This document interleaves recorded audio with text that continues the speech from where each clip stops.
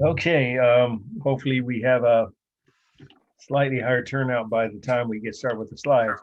Tonight we have two topics, and maybe the most important one is how to write your papers or what to expect when you start working on them. And of course, you have some time now, but I do want to go over the 5 requirements. That is one of the handouts that I gave everybody. And then I sent you all a sample paper as a PDF, which you don't have to print out if you just want to peruse it on, your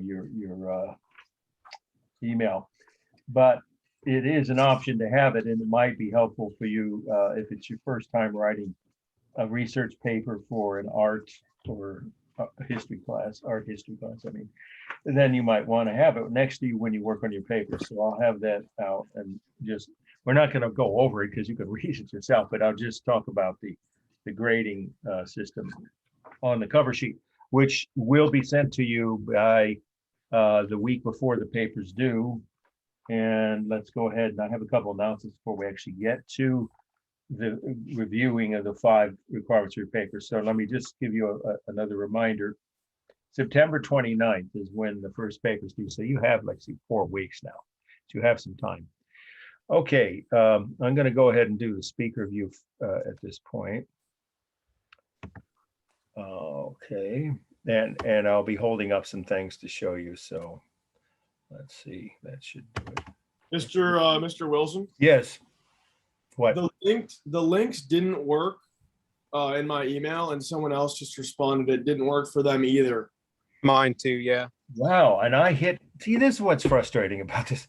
It's a good system, but every once in a while it just glitches. I know I hit the link, you know, where it says, well, you wouldn't know that, you're never hosting, right? Unless any of you have hosted Zoom meetings. And it said the link was there. So I'm not sure. I know I sent the right number. I triple check it ever since that first time I didn't. So thank you for bringing it up, though. So are you saying these other? Not the Zoom link, but rather the 5 thing essay, the sample. What they're the PDFs came through, but you couldn't click on them to download them. Like, they showed up in the email, but you couldn't actually download them. Yeah. That is very okay. Sorry, thank you. I misunderstood. I thought because we have a lower attendance than we usually have tonight, and I thought maybe this was another Zoom glitch. It's a different kind. It's an SRJC website glitch. Because in my other class I just taught, same exact first part of the lecture, I had like 32 students and only 2 or 3 couldn't do it. So it's very frustrating. I know I hit send to all students, so everyone should have gotten that, because sometimes I only do it to 2 classes and then wait to do it to a class that's 2 days, 3 days later separately, but I didn't do that. So even though I have 2 sections are 2.1, one's in person, they all wanted the material at the same time. Let me ask, I hate to hear the answer if it's no, was anybody able to download those? Because it just seems strange why one class, I'll resend them, but that's frustrating because, of course, you don't need to have it in front of you for me to review the 5. I'm just going to hold it up, but that, of course, isn't as good as having a printout. Is anybody able to actually download that? It was a 1-page handout, 5 requirements. Anybody? Yeah, I was able to. Both of them downloaded just fine for me. I wonder why it's that way for so, and it's getting worse.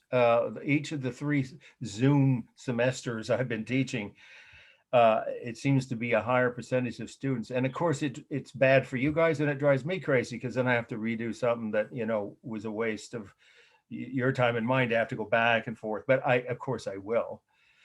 I think I should just resend it after this. In fact, I can't do it during the break because, we will have an earlier break than usual and end earlier. So what I'll do is certainly before 9:30, I'll go out to my mainframe. See, those files are not on this laptop. It's already got plenty of things stored because of all the Zoom lectures that I have to transfer to YouTube. Some of you know what I'm talking about. This is not a brand new laptop, but it's functioning fine.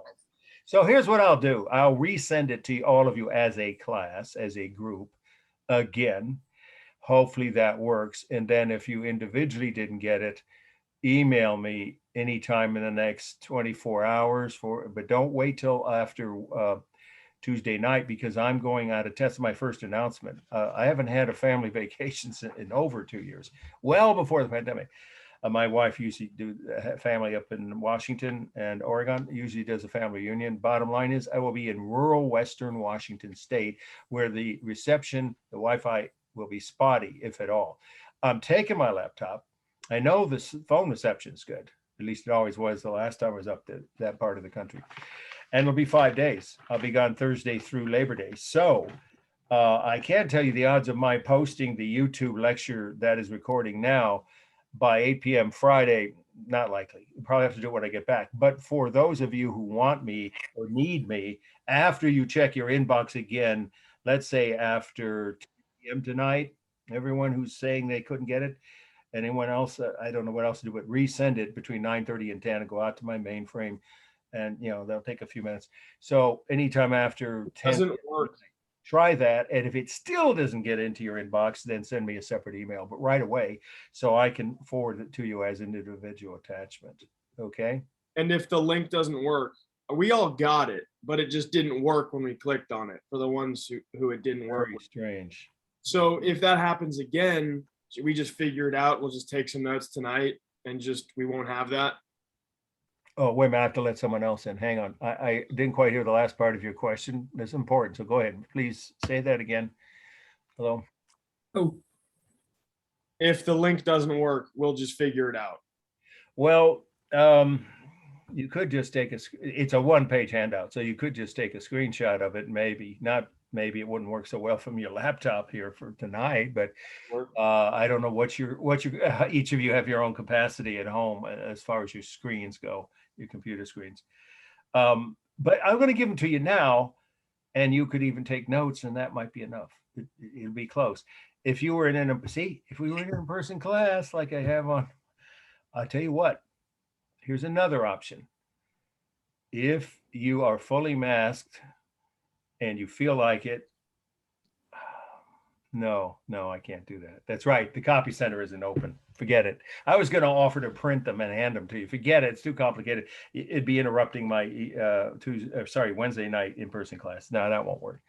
Sorry. You can email me individually, but like you said, if it's not the issue that it's about getting through, well, we want to move on here now, but I don't know what else to tell you, but there must be some strange glitch that has to do with the JC, the way they organize the PDF, because it's not my PDF if it's getting through to some people, and almost all of my afternoon class, like 28 or 29 out of 32, and none of them said that they had the same issue you just described. But thank you for bringing it up.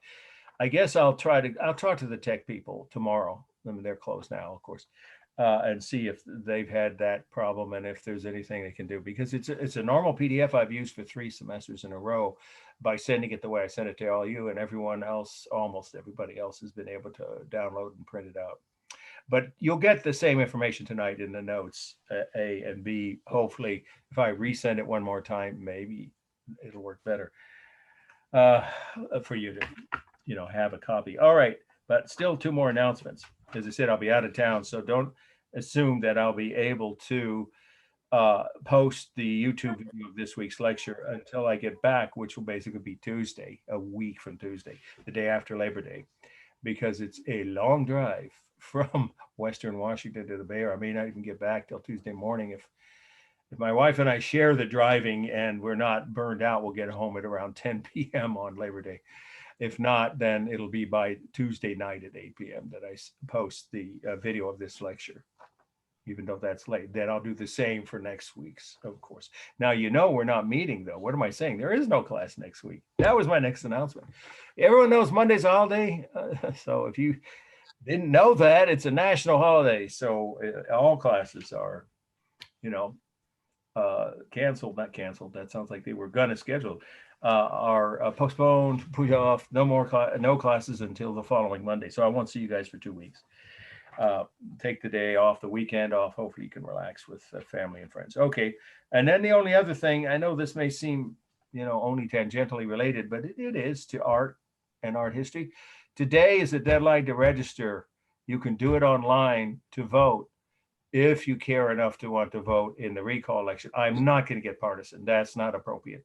It's your business what you believe about any particular issue or candidate or what have you. However, there are some important issues that will be affected directly by what happens on the 14th of September. That's when the actual recall election is. So if you register, if you didn't already, and you'd like to have at least a voice in this, and then maybe you still have, what, 3 weeks now? No, it's down to 2 weeks to study the issues and make up your own mind about how to vote. Good for you. That's the only reason, that's the only time you should vote, is if you actually study yourself Yeah, and make up your own mind. Yeah, Don't watch Fox News. Unless so they that's make why up I their mind. don't ever sit here and give you a partisan recommendation, but I will tell you the kinds of issues that will be affected by what happens as to whether, not just whether, the current governor is or isn't, recalled, is to, if he is, who wins. I'm not saying anything personally relating to any one candidate, but these are issues that are on the plate, or they will be, depending on what happens on the 14th. Minimum wage and whether or not it will be either rescinded or never increased by the state minimum wage. Of course, cities can do their own, but still, that's sort of a benchmark thing for other cities and parts of this state, whether or not there should even be a minimum wage. And then also whether cities or schools can be allowed to have any kind of mandates, whether it's mask mandates or vaccination mandates. Your opinion on this isn't the point. If you want to have a voice in this and you want to have time to study, you'll have to be registered to vote, and then you'll have 2 weeks. You'll get the ballot in the mail, and you only have to return it. It has to be postmarked by the 14th. Because my daughter already did this. It was fast and easy for her on her smartphone. Okay, and then the last thing is, if you feel that women should have the right to file complaints about sexual harassment, that could also be, or not. That is actually an issue that's being debated by some of the candidates back and forth. So I don't get specific here. You do your own research. But if you want to, and you haven't registered, and you want to have a voice on any of those items in the state of California, you have till midnight to do that. Okay, so that's it for the announcements at this point. Oh, nope, it isn't quite. Sorry, I almost forgot. I still have about 8 or 9 people that I haven't received a mini bio from. So I don't know if those people are. Well, let me read you the list. This is the last time I'll do this, but because the dead, I sent everybody an email. Now that I assume you guys saw, right? Which was in one of the 3 note things where, anytime I do, that's an important fact you should be aware of. I stay in touch with my students every week by email on average, most semesters, while we're doing this whole Zoom thing, because it's the only way you have something concrete and in writing to know what to expect on a certain topic. So for instance, regarding this, I have to drop anyone I haven't heard from by Tuesday the 7th. So the latest I could get these would be over the Labor Day weekend, no later than the 6th. Hopefully, if you thought you sent it and I didn't see it, then you need to resend it. If you didn't write your mini bio, you need to do that and send it to me at Mark. Remember, it needs to go to my AOL email to make sure I get it. Mark W, MARKW at AOL.com. Okay, so here are the people I haven't received one or didn't see one from. Jack Boucher, Marina Furl, Priyanshu Nu, I guess FNU, Andrea Gomez, I think it's about 9 people together. Cristo Lado, Al Lumen. Let's see, then it's Jessica Rosales. I think I've heard her comment in class, but if I didn't see that mini bio, I put a question mark by that. Devin Rue, R-U-Y. And then I guess 2 more. Kimmett Sudbury and Lali Weiss. And I think we just had someone join, Rob Anderson, and I did get, just so you know, I did get Rob, if you're listening, a bio from you. Remember, the mini bio just asks you to say, what your educational and work experience is, where you lived and traveled outside of Northern California, and what you want to learn from the class. Okay, there we go. All right. Yeah, we just did a couple announcements. If you're just joining us, you hadn't missed too much. So let's now go over this. So this is the one that a couple of you were saying you couldn't either download or print or both. This one, right? This handout. Well, I'm going to go over it now item by item and ask questions as they occur to you. And maybe if I hold it still for a bit, you could actually do a screenshot of it as a backup.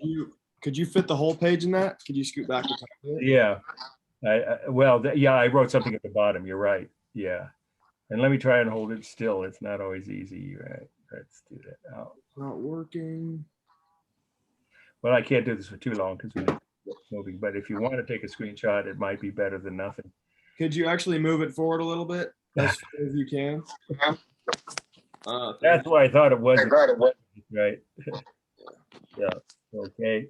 So the point is I wrote something hand printed at the bottom, which I'll just dictate to you. So you don't need to write that or take a screenshot of that part, just 1 through 5. And they're not that complex until we get to 4 and 5. I do need to explain those in some detail, but that's what we're here for. We're going to do it now. Okay. So let's start with the fact that when you're doing these papers, number one, let's go just through the list as it is on the handouts that at least some of you had printed and the rest of you can just take notes now. Okay. Number one, you must have at least one full page each on both the meaning and on the formal analysis. Please keep these two sections separate and label them. If you don't do that, you're bound to lose points because it'll be confusing to me or the readers as to who, not who, what it is you're talking about. So you should definitely keep them separate, the way you should be doing already on your notes from the class for the slides. Yeah. So, yeah, you should resend, Devin. Yeah. Apparently it just didn't get through, but I'm glad you did that. I can pretty well remember, and so I won't drop you, but still I should have it. Yeah, to Mark W. Yes, Leslie Weiss. Sure. I always stick around after class and answer questions. We're going to end slightly early tonight, I think. Depends on how many questions you have. Take an earlier break and end at least, I don't know, 15, 20 minutes earlier than usual. Okay, I don't think number one bears much explanation, right? Except that I've seen people do this where they do more than 2 pages, but they do, say, 2 pages on maybe the meaning. And then they see that the deadline's approaching the night before the papers due or whatever, and they rush through the second half, whatever it is. Let's say it's the formal elements. You can't do a thorough job adequately. In fact, a page is cutting it close for 9 elements where you have to talk about each one and show examples of where you see each one in order to get an A. So that's why I wrote it this way, but it's pretty straightforward. But then number 2 and number 1 are really obviously correlated. Let's do that one. Papers must be a minimum of 2 full pages in length and a maximum of 7 pages. I don't want 10-page papers, please be kind. And it's more work than you need to do to get a good grade in this class. But what does that mean? Double-spaced 12-point typeface. A full page equals 23 lines double space. That's not my formula. That's a standard, college manuscript format. And so if you didn't double space them, it's hard to tell, right? It's hard to write the comments or to otherwise read them and make sure that, either I or the readers as we read through don't end up missing something. And also it's just the way we can do it's a line count. We don't do a word count, don't need to. It's pretty self-evident if you've done at least a full page on each half. So in other words, here's what I'm trying to advise people to avoid trying to slip through this way. I know it's tempting. Okay, so you start with, you indent the title of your paper and your name and my name and the class. And by the time you get to the first line, you're down to 6 or 7 lines below the top. But you get all the way to the bottom of the page, you say, oh, there's a full page. And then you stop writing on the meaning, say, and then the second page is at least a full page on formal analysis. Not going to happen. Now, yes, you'll get a grade, but you won't get an A or even a B because you haven't met the minimum requirement for both halves. It's a reasonable minimum. I think you can all agree. 1 page of 23 typed 12-point typeface double space lines is a pretty minimal requirement. So most people are going to find that 3 to 5 pages is the length of your papers will most likely be if you do a good job and end up being an A paper. Okay, the ones I sent, I hope some of you could look at them at least, or because those I don't see you need to print out unless you want to have a sample next to you while you work on your paper. Those were, I think that one was 4. I'm going to hold it up to the screen so you can see for those who couldn't get that yet. After we finish the 5, going over these 5 elements or 5 requirements, I'm sorry. Okay, any questions on the first 2? In other words, if you're not sure, do a line count for yourself before you finish that section. Did I get at least 23 lines? Maybe to be safe, 25 or more on each half, and keep them separate. Okay, and label. All right, that's pretty straightforward. So is number 3, illustrations. In this day and age, it's much easier with the services you can find online, right? About getting an illustration for the work of art you're writing about. You must give me at least half a page so it's big enough to see the detail. That would be 4 by 6 inches if it was printed out, but you can all guesstimate what a half page looks like on a website from where you get that illustration. It must be clear, not muddy. If it's fuzzy or out of focus or otherwise just not sharp, then we can't tell if you've done a thorough job of analyzing all the elements, especially things like modeling and simulate texture. So please make your images sharp or clear, at least a half a page, and in color. If you give me a black and white image of a colored work of art, you've already lost a bunch of points right off the top, because you can't see if you did or didn't analyze the color elements correctly. So, of course, if it's a black and white work of art, you'll say that in the body of your paper, and then you would be saying that there is no warm or cool color here because the original whatever drawing, painting, whatever it was black and white with shades of gray, which makes it neutral.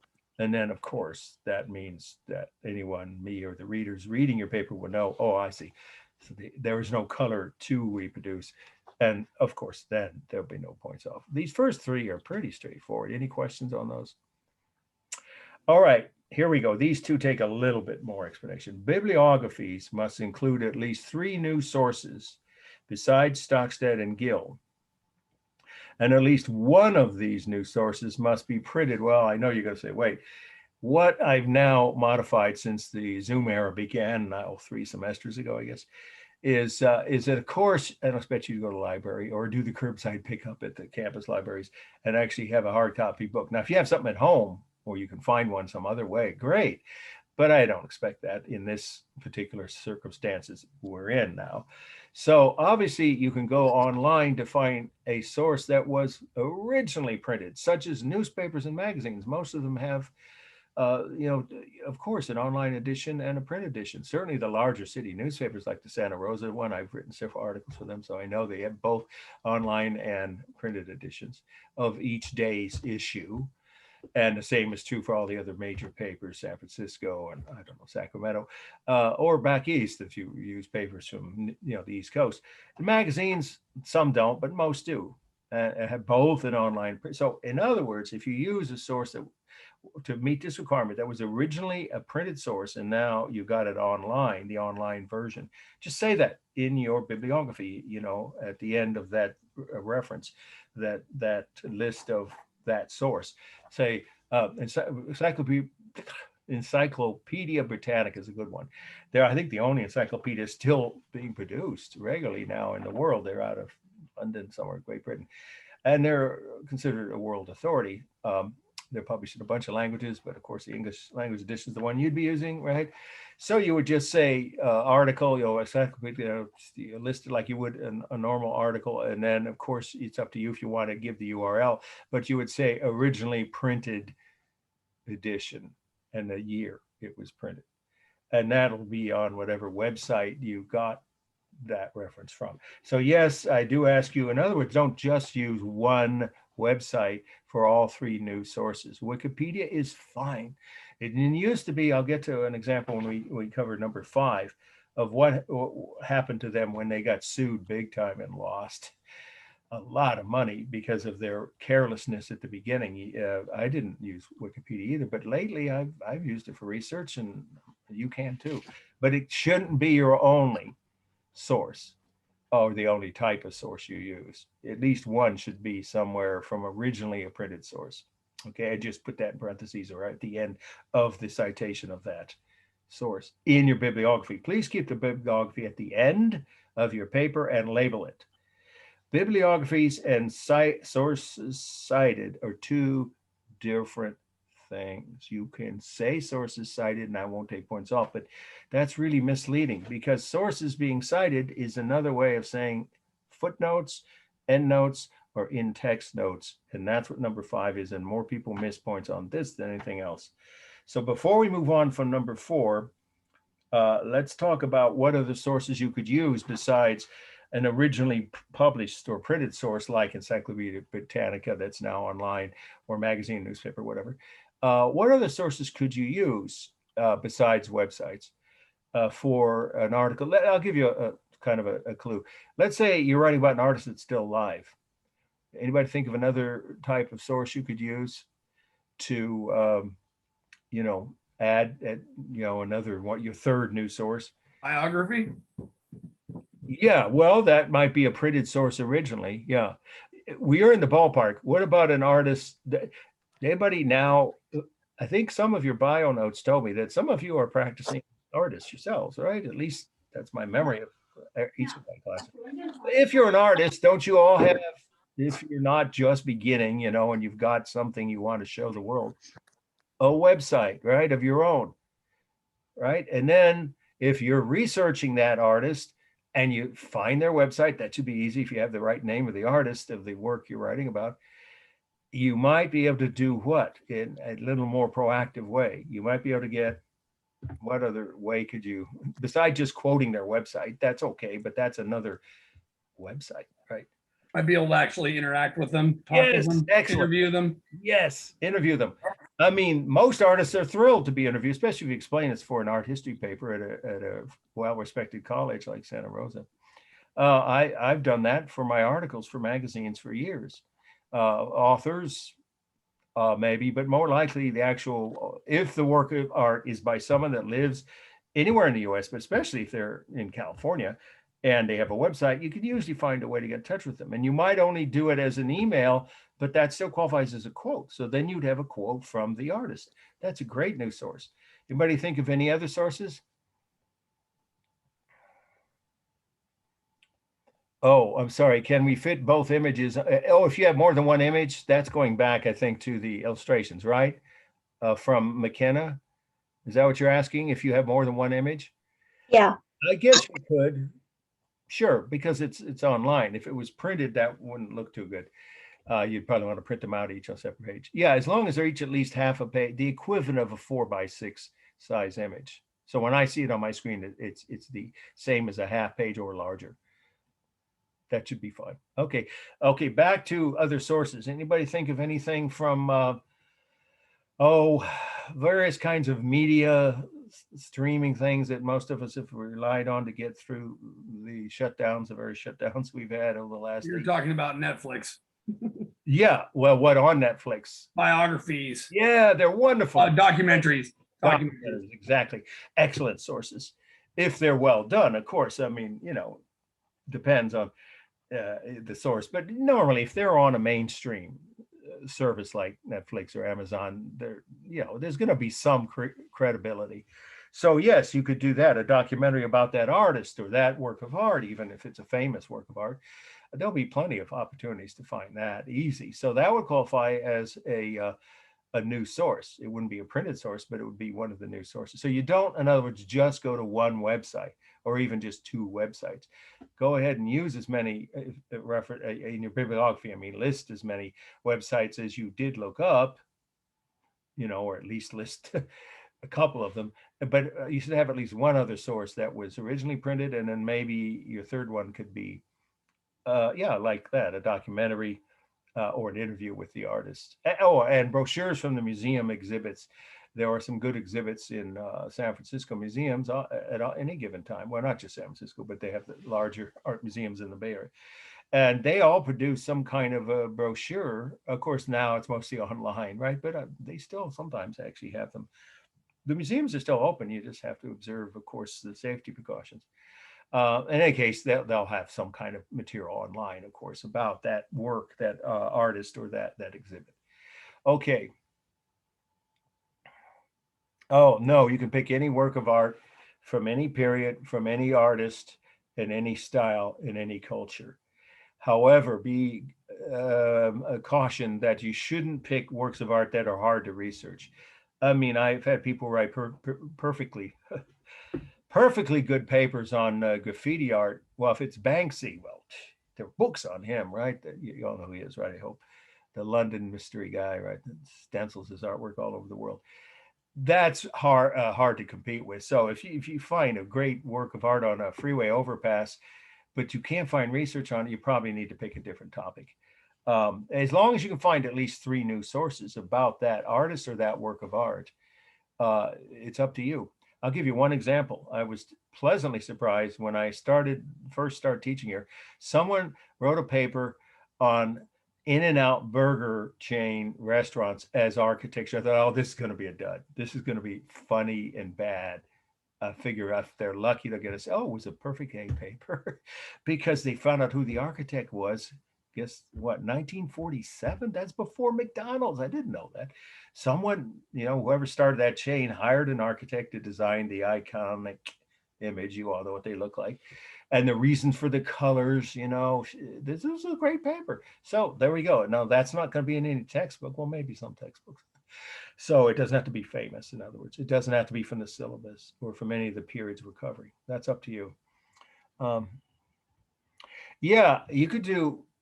Sure, you could. I mean, the whole Polynesian culture is, I don't know if any of you have friends, I do, from Hawaii, from Native Hawaiian culture, who are either on the mainland now, once lived there, grew up there, or people I met when I was a guest of the Hawaiian Tourism Ministry when it was safe for journalists to go and write about traveling to Hawaii. They closed the door for indefinitely because of the Delta, but they'll open up again. Anyway, the point is, yes, tattoo. I watch people being tattooed. I'm not the kind of person to do that. My daughter swears she's going to be. She turned 18, so I can't stop her. I wouldn't try to stop her. She already has about 8 piercings. That's enough for now. Anyway, the point is, yes, it qualifies as a visual art, but make sure the image is one of, like, if it's on a person's back, that'd be a good example where you could get a large enough, clear, sharp image with, obviously you would have the warm color of the skin tone and the neutral, right? Unless it was colors, of course, tattoos can be whatever colors, I guess, if it wasn't just black ink. Sure, that could qualify, but where would you get the research is the key. If you can find 3 sources, it'd be easy to find one on tattooing as an art form, and maybe the culture that created that tattoo, if it's one of the Pacific Island cultures, but it might be hard to find something about the artist. If you can, great. If you happen to know who did the tattoo and you can interview them, sure, that'd be acceptable. Absolutely. All right. So let's move on to the last element so we can get started with tonight's slides. Or not, I keep saying element, that's last week. The last requirement. This is the one more people miss points on than anything else. You must cite at least 2 of the sources from your bibliography within the text of your paper, either with standard footnotes. I know you've all done footnotes. You can't get through high school without doing a paper with footnotes. I know from my daughter's years in middle school and high school here in the East Bay. So you already know what a footnote is, but that is a little more cumbersome than we are requiring. You can do traditional footnotes if you want at the bottom of each page where you reference one of the bibliography sources. I'll explain in a minute what the difference is, but let's finish this statement here. Or you can have endnotes where they're all listed right at the end of the paper. That's just a different version of footnotes. But the easiest way, if you choose to do it, is perfectly acceptable, is in-text citations, which would be, let's take, if you do a printed source or what was originally printed. Sorry, let me get this. Here we go. Okay, we're just talking about the requirements of the paper. It's very important. Number 5. So if you have that handout, if not, you could just listen or take notes. This is one people miss more points on anything else. That you need to cite at least 2 of the sources from your bibliography. Well, if your bibliography is only 3 sources, that's great. That meets the requirement, 3 new sources. At least find a quote. When do you need to cite something in the body of your paper or as a footnote at the bottom of the page? Anytime you quote something, you should cite where you got that quote, from what source. And if you're not sure how to cite them, you can go to either Noodlebib, I'll spell it for you, NOODLEBIB, one word, Noodlebib, it's odd, I know, .com. They give you some very specific input on how to list certain sources, such as documentaries or interviews with an artist, right, or websites. But of course you would, here we go, welcome.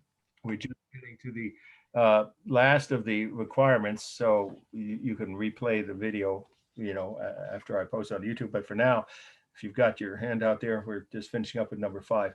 So let's just make sure it's clear. What I'm saying is the in-text citation is the easiest one to do.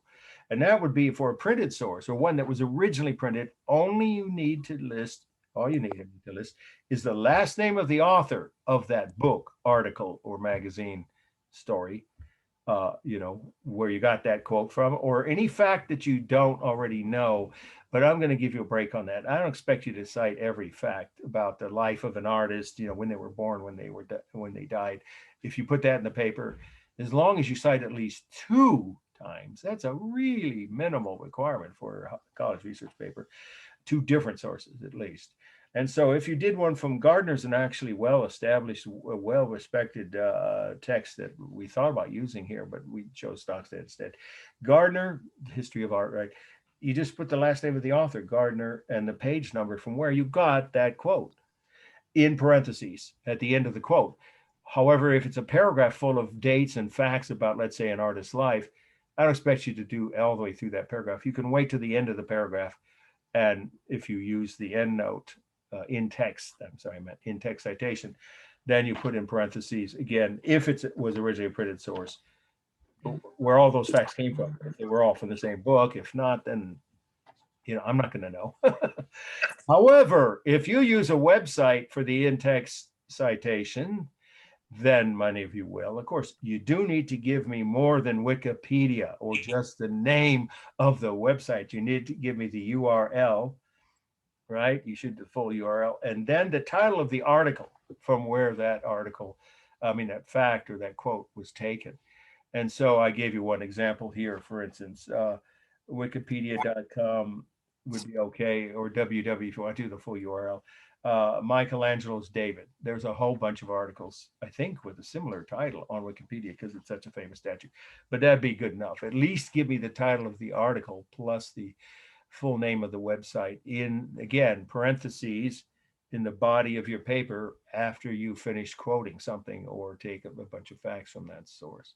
So that is sources cited. Bibliography is not the same thing.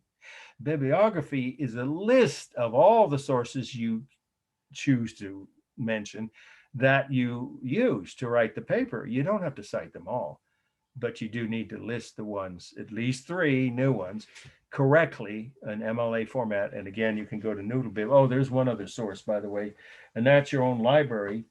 And they just sent me this. So Noodle Tools. I mean, it sounds like an offshoot of Noodlebibs. But this is actually how you should list your papers. I mean, not list, should label. I meant label your papers.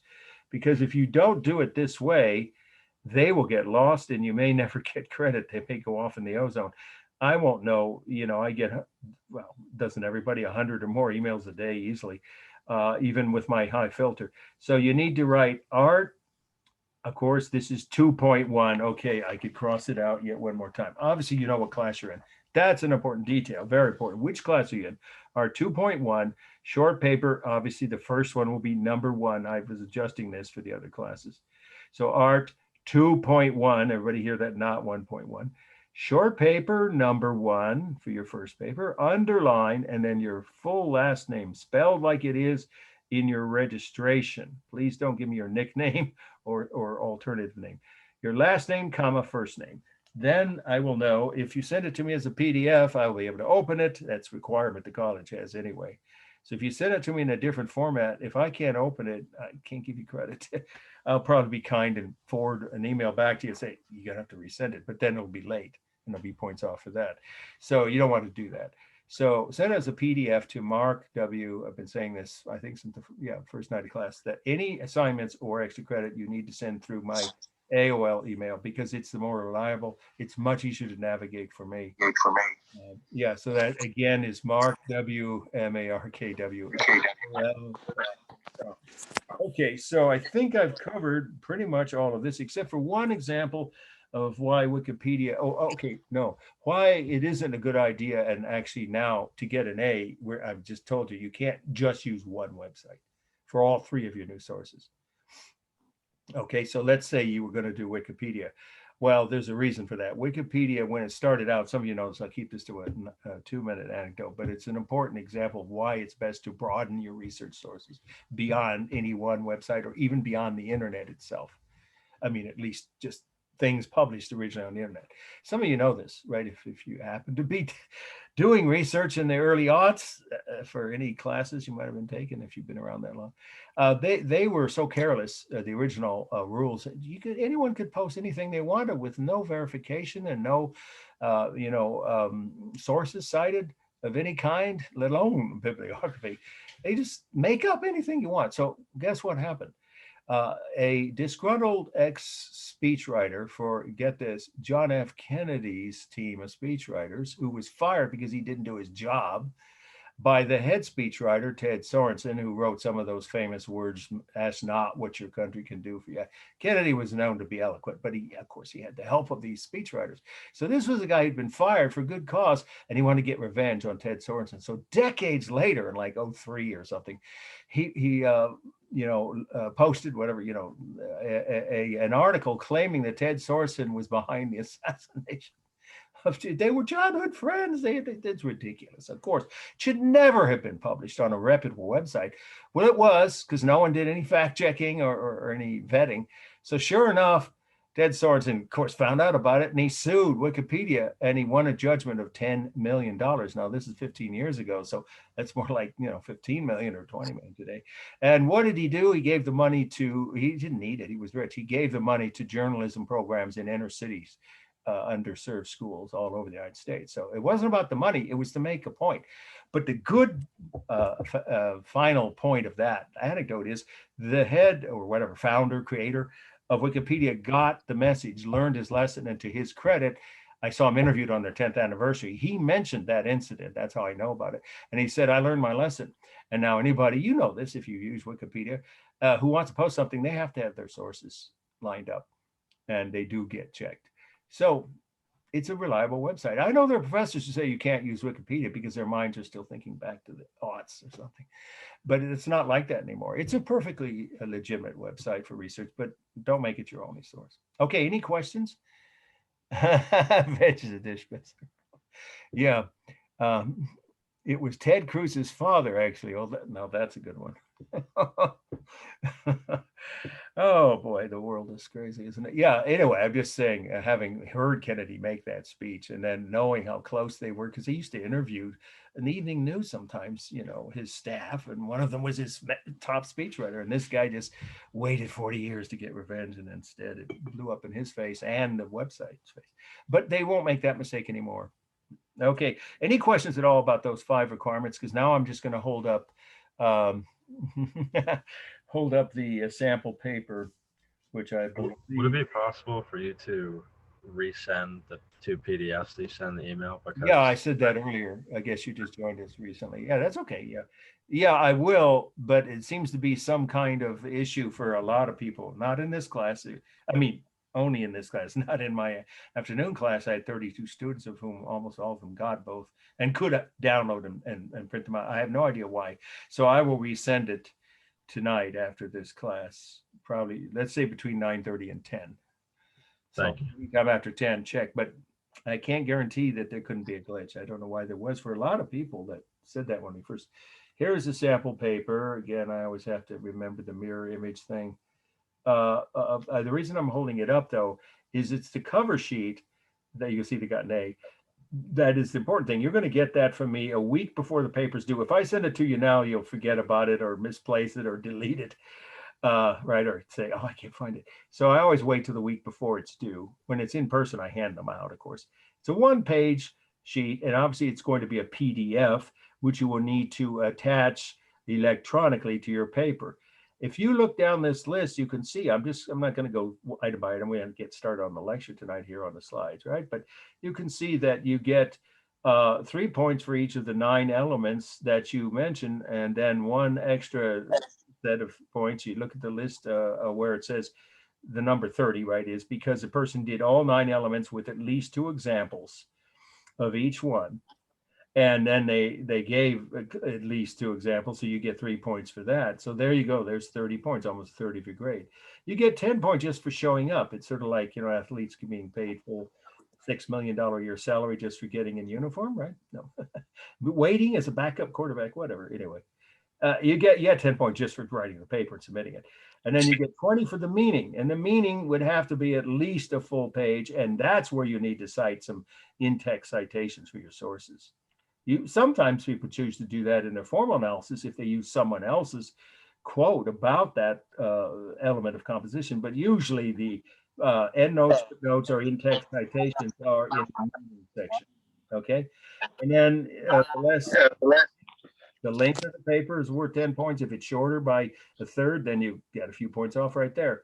And the same thing about the 2 halves. And then finally, look how much the bibliography and the footnotes, because it's an important part of it. 20 points. If you, in other words, don't put a bibliography, you just drop 15 points.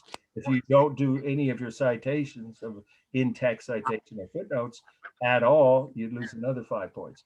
So you want to be thorough in reviewing your papers. Is the sheet you're going to send us the exact same as that one? Exactly. Oh yeah. Okay, because that was from 2014. I just wasn't sure if you changed. Sure, it's a good question. No, I haven't, because I didn't create that. Sarah Gill did when she was at Columbia and created the textbook. And I've modified it a little bit, not the way the points are given, but I've added hand printed. You'll see in my hand printing to remind you when we say a full page, it's equals, in parentheses, 23 typed lines, right? So that's it. That's all I've done is do a little notation on the margins of a couple of the requirements. Otherwise, it's the same exact system. It works well because it's pretty objective. I mean, it could be subjective, right? And meaning that you wouldn't, know you were getting fairly graded. But this is a pretty straightforward thing. So you should have either the cover sheet or the 9 elements or both out with you when you're writing your papers. And before you turn in, double check. Did I, like a checklist, did I cover all these elements? And did I do all these requirements? That's why, it would be helpful if you can. You don't have to print out, but at least save and look at that sample paper as a PDF. I will resend it, like I said, tonight to everyone in this class because of the glitches that many of you had. But even if you can, you can at least reference it, right? You could at least see it, right? People said they couldn't download, but they could see it, or no? I mean, now I'm confused about that too. I don't know if it matters to go into it. In other words, people said they couldn't download it. Then did you just see the screen image of it? No, we couldn't click on it. It wouldn't load or anything, at least for me. Strange, yeah. Well, Yeah, I always said It it. said it was an empty document. Yeah. Say that again. The last thing you said. It said it was an empty document, like nothing was in there. Okay. Well, that's very strange because you just heard several people say they got it, but I will resend it. Absolutely. As soon as we sign off within like 20 minutes, give you a moment to catch my breath. So between 9:30 and 10, so you can check your emails, but don't wait until Wednesday, because I'll be in Santa Rosa all day nonstop. I don't even get a break up there. I do the 3-hour thing for my afternoon class, and then I do the in-person class. And between that, I have 15 minutes to have a bite to eat. So, and then we're leaving early in the morning on Thursday. I just told everyone, if you just join, I'm not maybe going to be able to even read your emails, but I will try. I'll take my laptop. I'm going to be gone for 5 days for the first time in over 2 years for a family reunion in rural Washington where there may not be good reception. So if you don't hear from me, it's not that I'm ignoring you. It will have to be Tuesday after Labor Day if I don't get back to you right away, as I usually do. But tonight I will resend it. Okay, let's one last time. Is there? Yeah. Okay. Oh, you talk about who is Kennedy? John F. Kennedy. He's the only president that never dropped below 50% approval ever. Well, the other one was Franklin Roosevelt, too. That's it in the history of polling, and that included the pollsters that didn't like him. But those days are long gone with the divided public opinions we have now. It's amazing we get anything done in this country these days. But anyway, let's move on to today's topic, which is, of course, Babylonian or ancient Near Eastern art. So we have some fascinating works to talk about. So I'm going to hide this thumbnail here, and then it'll maximize this. And it says I'm screen sharing so you guys can see this, right? Yes? Anybody? Nobody? Yes. Yeah, good. Just one person. That's all I need. Okay. So on your syllabus, it's the first one listed. And this one is, here we go. Face of, oh, it's the second one listed. That's right. I did change these. Sorry. Second one down from week 3 list of ancient Near Eastern art.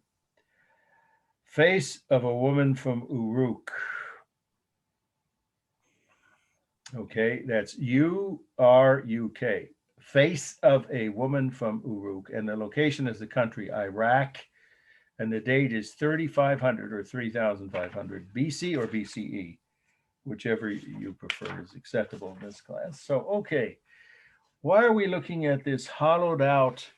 It's really not just the face. Most historians will list it as a head of a woman, because you see it's her entire three-dimensional, fully round, right, head and neck. But we'll go with stock set title so it doesn't confuse you. If you're using her for reviewing, of course, partially at least for the review for the midterm. This one I'm not cutting from the study list. Okay, I remember I keep saying that. Now I'll repeat that throughout the rest of the semester. When a slide is really important because the meaning of it is very, very relevant to the topic. In this case, Babylonian or ancient Near Eastern art. And I won't be therefore I won't be cutting it from the study list. I'll give you a heads up, and you might mark that, it's your choice, but with some kind of symbol or something to make sure you study those slides extra carefully. Okay, so why is this so important?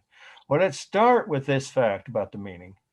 This is the oldest intact, you're gonna say, well, she's missing her eyes, but they were separate. They were made out of some kind of metal, we think. So yes, the eyeballs are missing, but otherwise it's intact mostly. So this is, I'll say it again, slowly and repeat it once.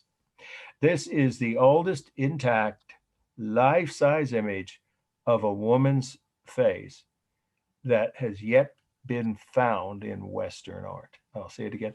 It's the oldest intact life-size image of a woman's face yet found in Western art. That's a pretty important fact. But that doesn't tell us much about the meaning of the piece itself. So let's see, who was this person? Well, we don't know. This is so far back that technically you could call it prehistoric, but most historians wouldn't quite use that word because they were, by this time, this culture had cities, farming, they had technology of certain kinds, fulcrums and pulleys and levers. They could construct pyramids.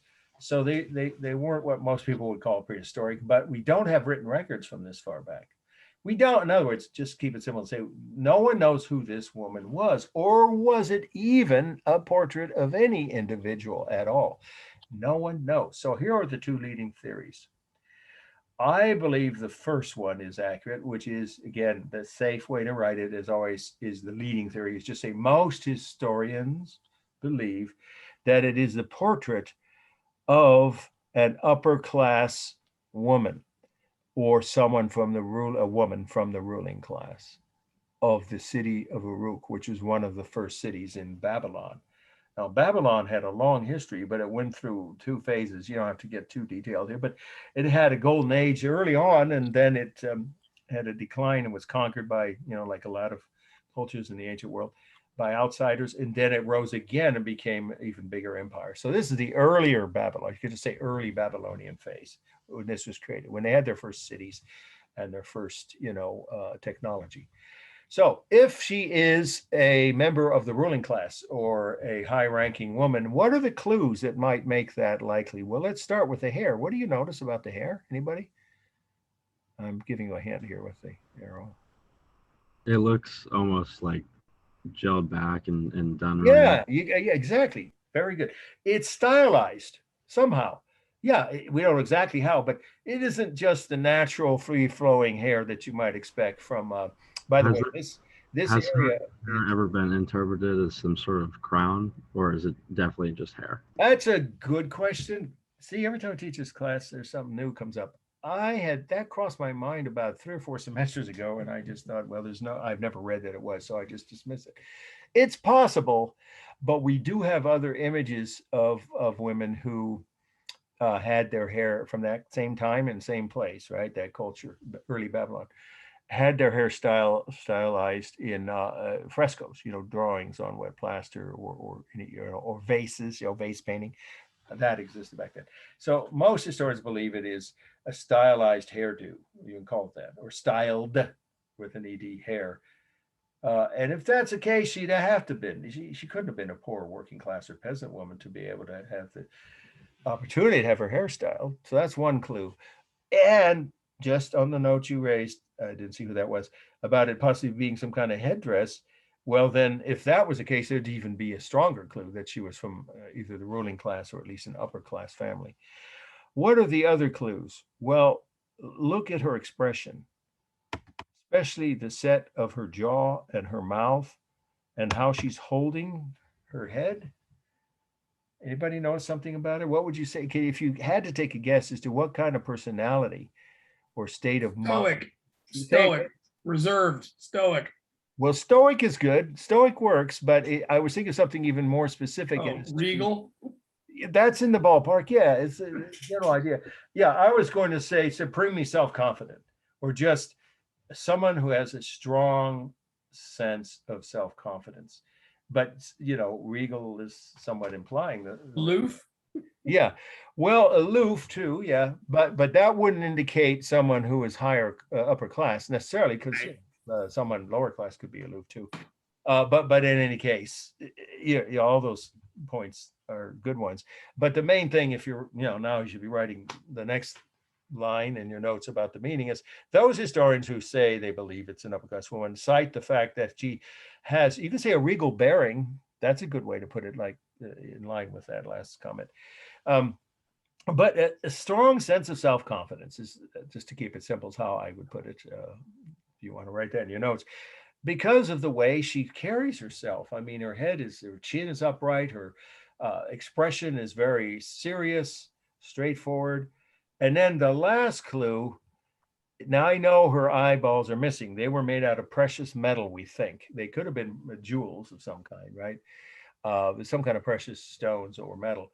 In any case, if you could imagine them still being set into those eyes, she's looking straight at us. In other words, her gaze is very steady and direct, and no poor, probably peasant or working class woman would have done that. Very unlikely.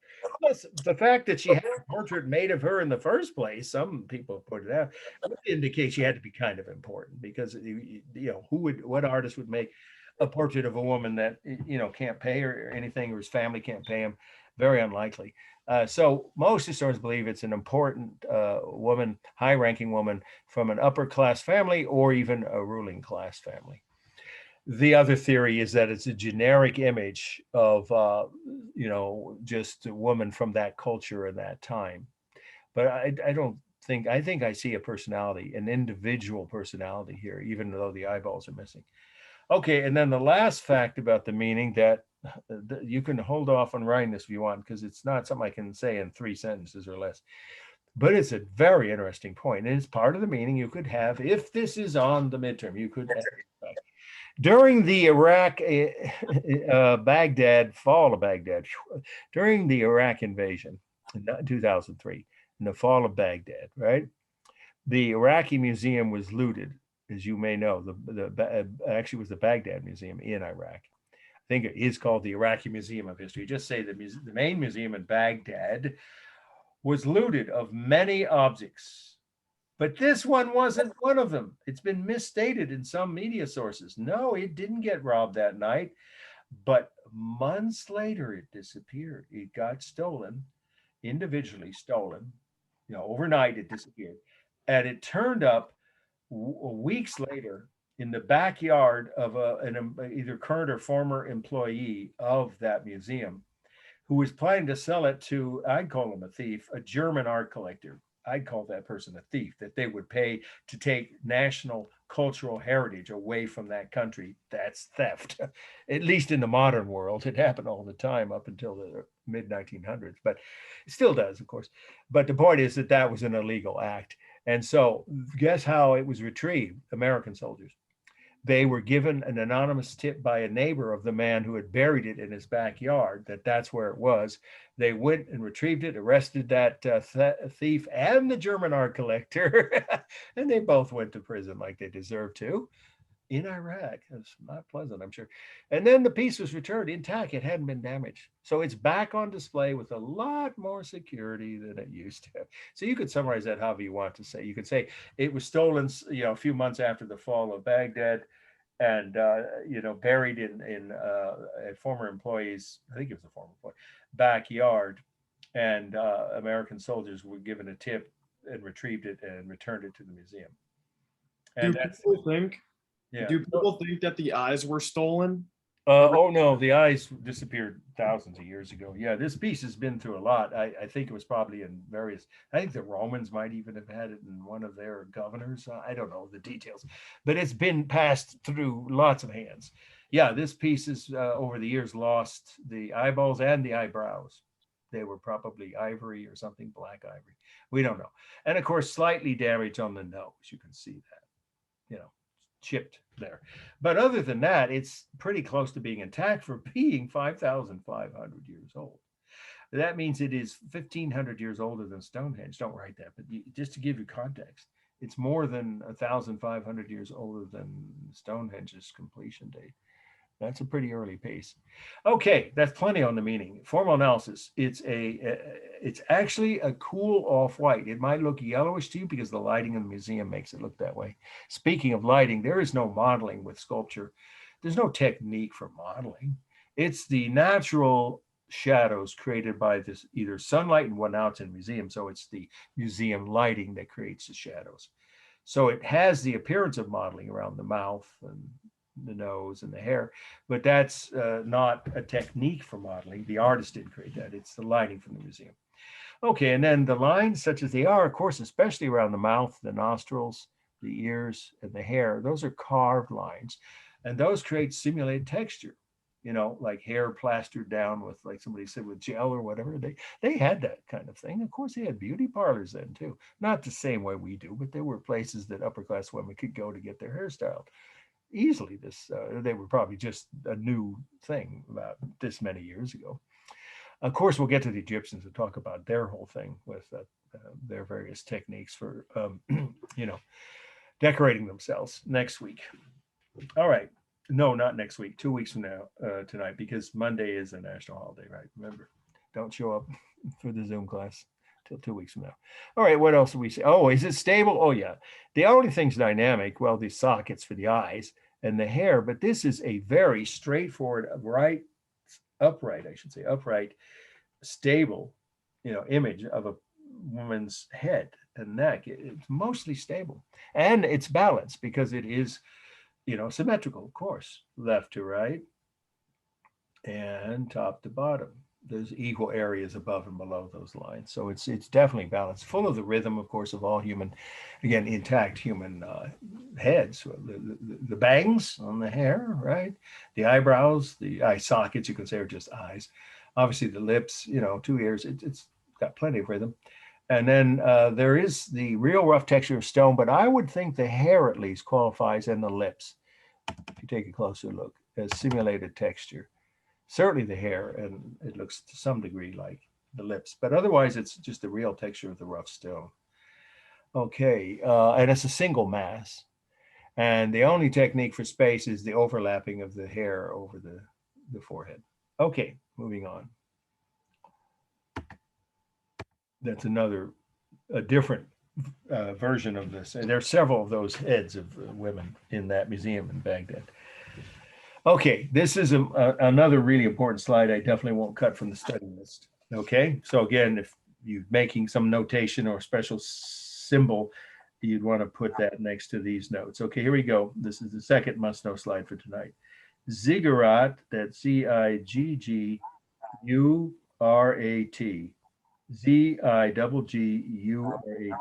Ziggurat of Ur, capital UR, just 2 letters for the name of the city where this was. It's still there, by the way.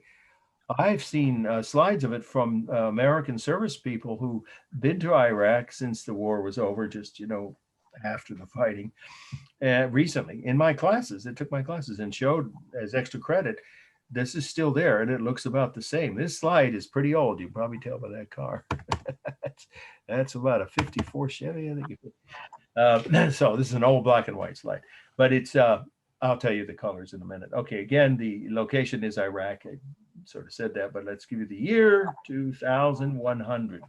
2100 BC. It's about as old as Stonehenge, in other words, about the same age. Okay, what is a ziggurat? Well, you should have that as part of your terms to know. So we're going to go over that. It's not a long definition. The ziggurat is a Babylonian, that's B-A-B-Y, right? One word, Babylonian with an O-N-I-A-N. It's pretty phonetic. You don't have to worry about the spelling of any words that are not on the syllabus. But if you have them, as you should all in front of you now on your list of terms, that should be easy to remember how to spell because you have an open book test, right? A ziggurat, right, is a Babylonian stepped pyramid, comma, often used as a fortified city, period. I'm going to emphasize this, and it never fails. People still get confused on this, even after I've repeated it in class and, you know, mentioned it. This is easily a topic that could come up either as a slide analysis, you know, where you write a short mini essay on this work of art, this slide during the midterm, or maybe on the section of the exam relating to these terms, where I might say, so does that mean all ziggurats are fortified cities? I'll say it again. A ziggurat is a Babylonian step pyramid, comma, often used as a fortified city. Or are all fortified cities in ancient Babylon ziggurats? Neither. Obviously, only some of them are. Yeah, so you might want to make a special note of that because that easily could be worth a few points, possibly there's an A and a B or whatever on the midterm. No, it just means if that area, that city chose to put their houses on top of their ziggurat pyramid, then it became a fortified city.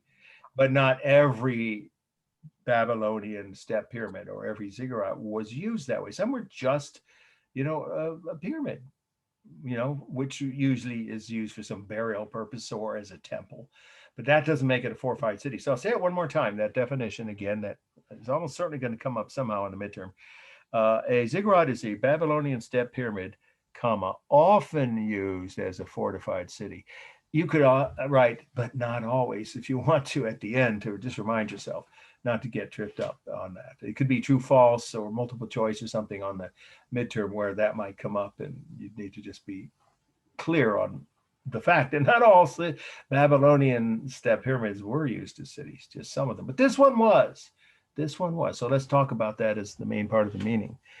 Okay, it was 3 levels. All of this left is the first level and the very bottom of the second level. So originally it was a, you can say 3-level or tri-level step pyramid that reached, we know because there are actually illustrations of this ziggurat in ancient Babylonian art that show this one and are identified as the one at Ur, the one that we're looking at a photo that still partially exists.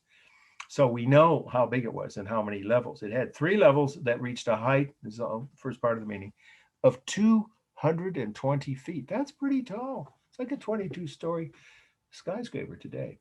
So it had 3 levels, but how was it used as a fortified city? Well, here's the main part of the meaning of this.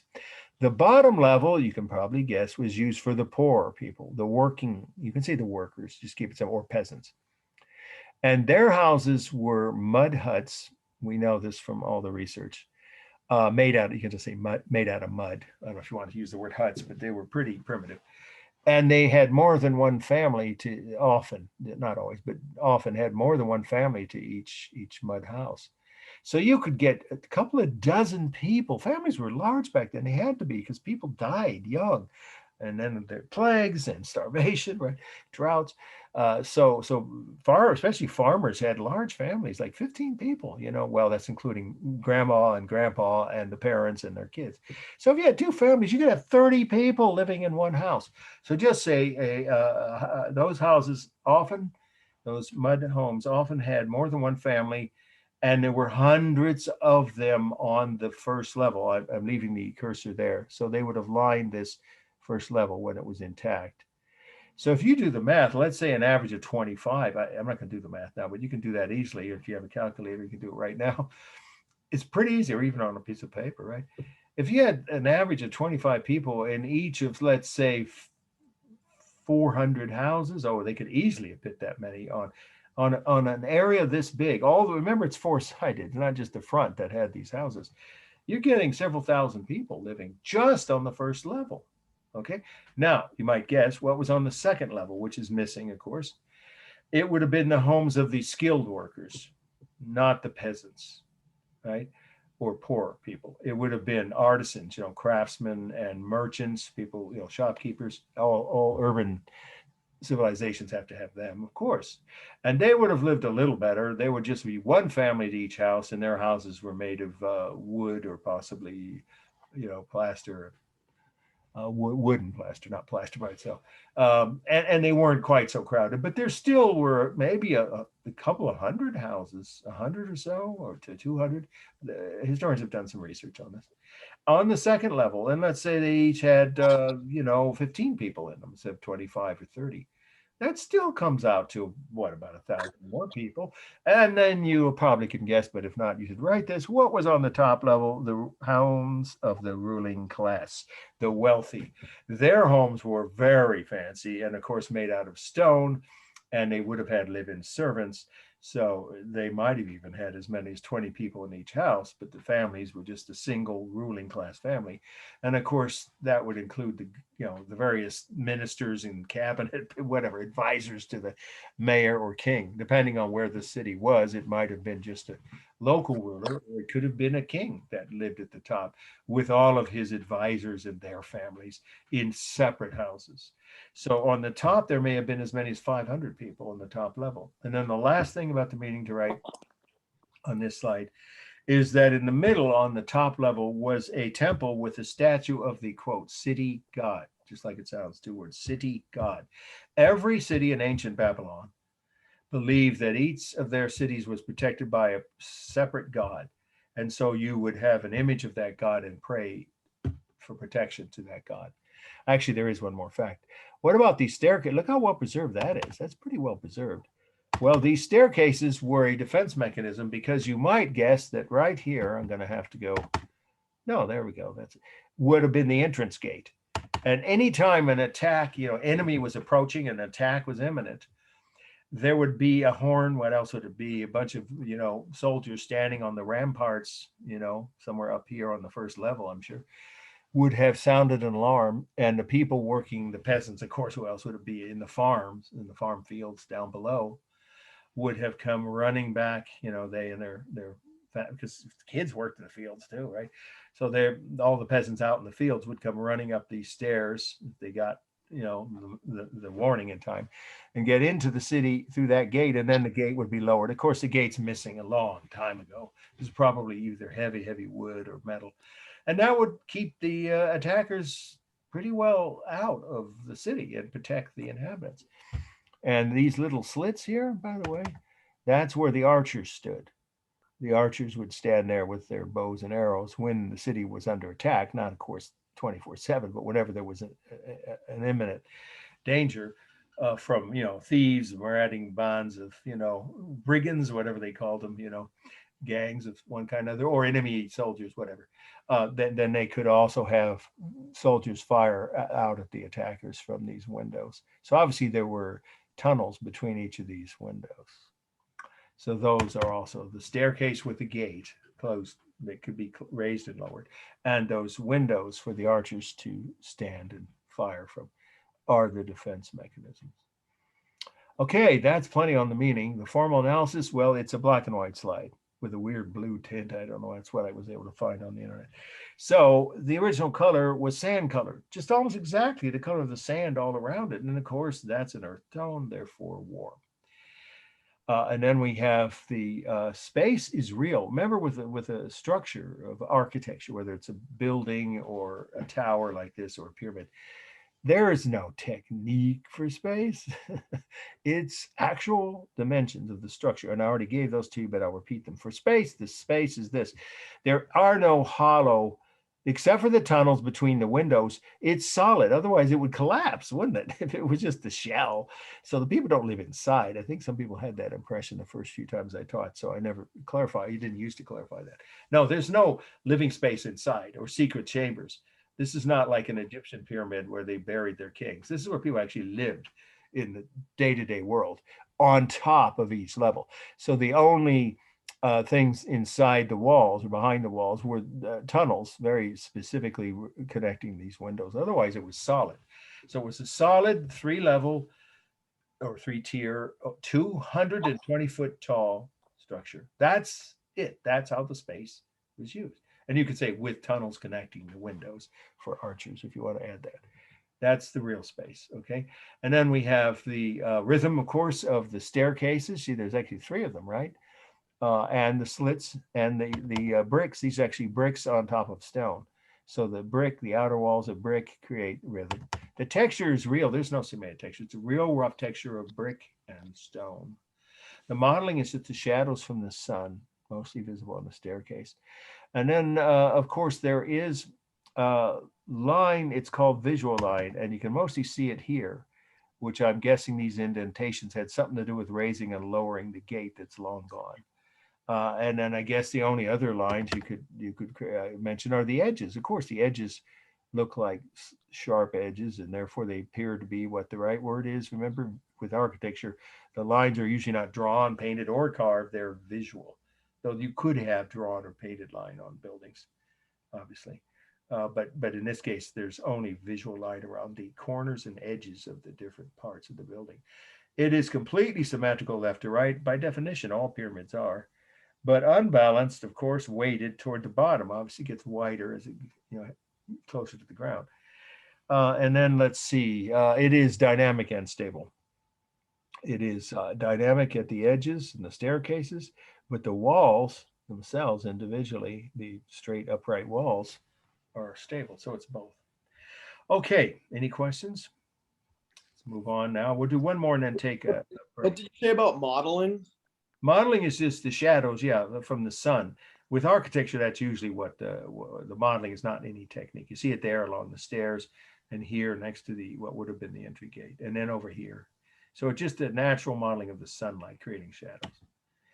Okay, there's different views of it. Those are terrible, though. They're not that good. I got these from the slide librarian, but they just don't work. You can't see the details.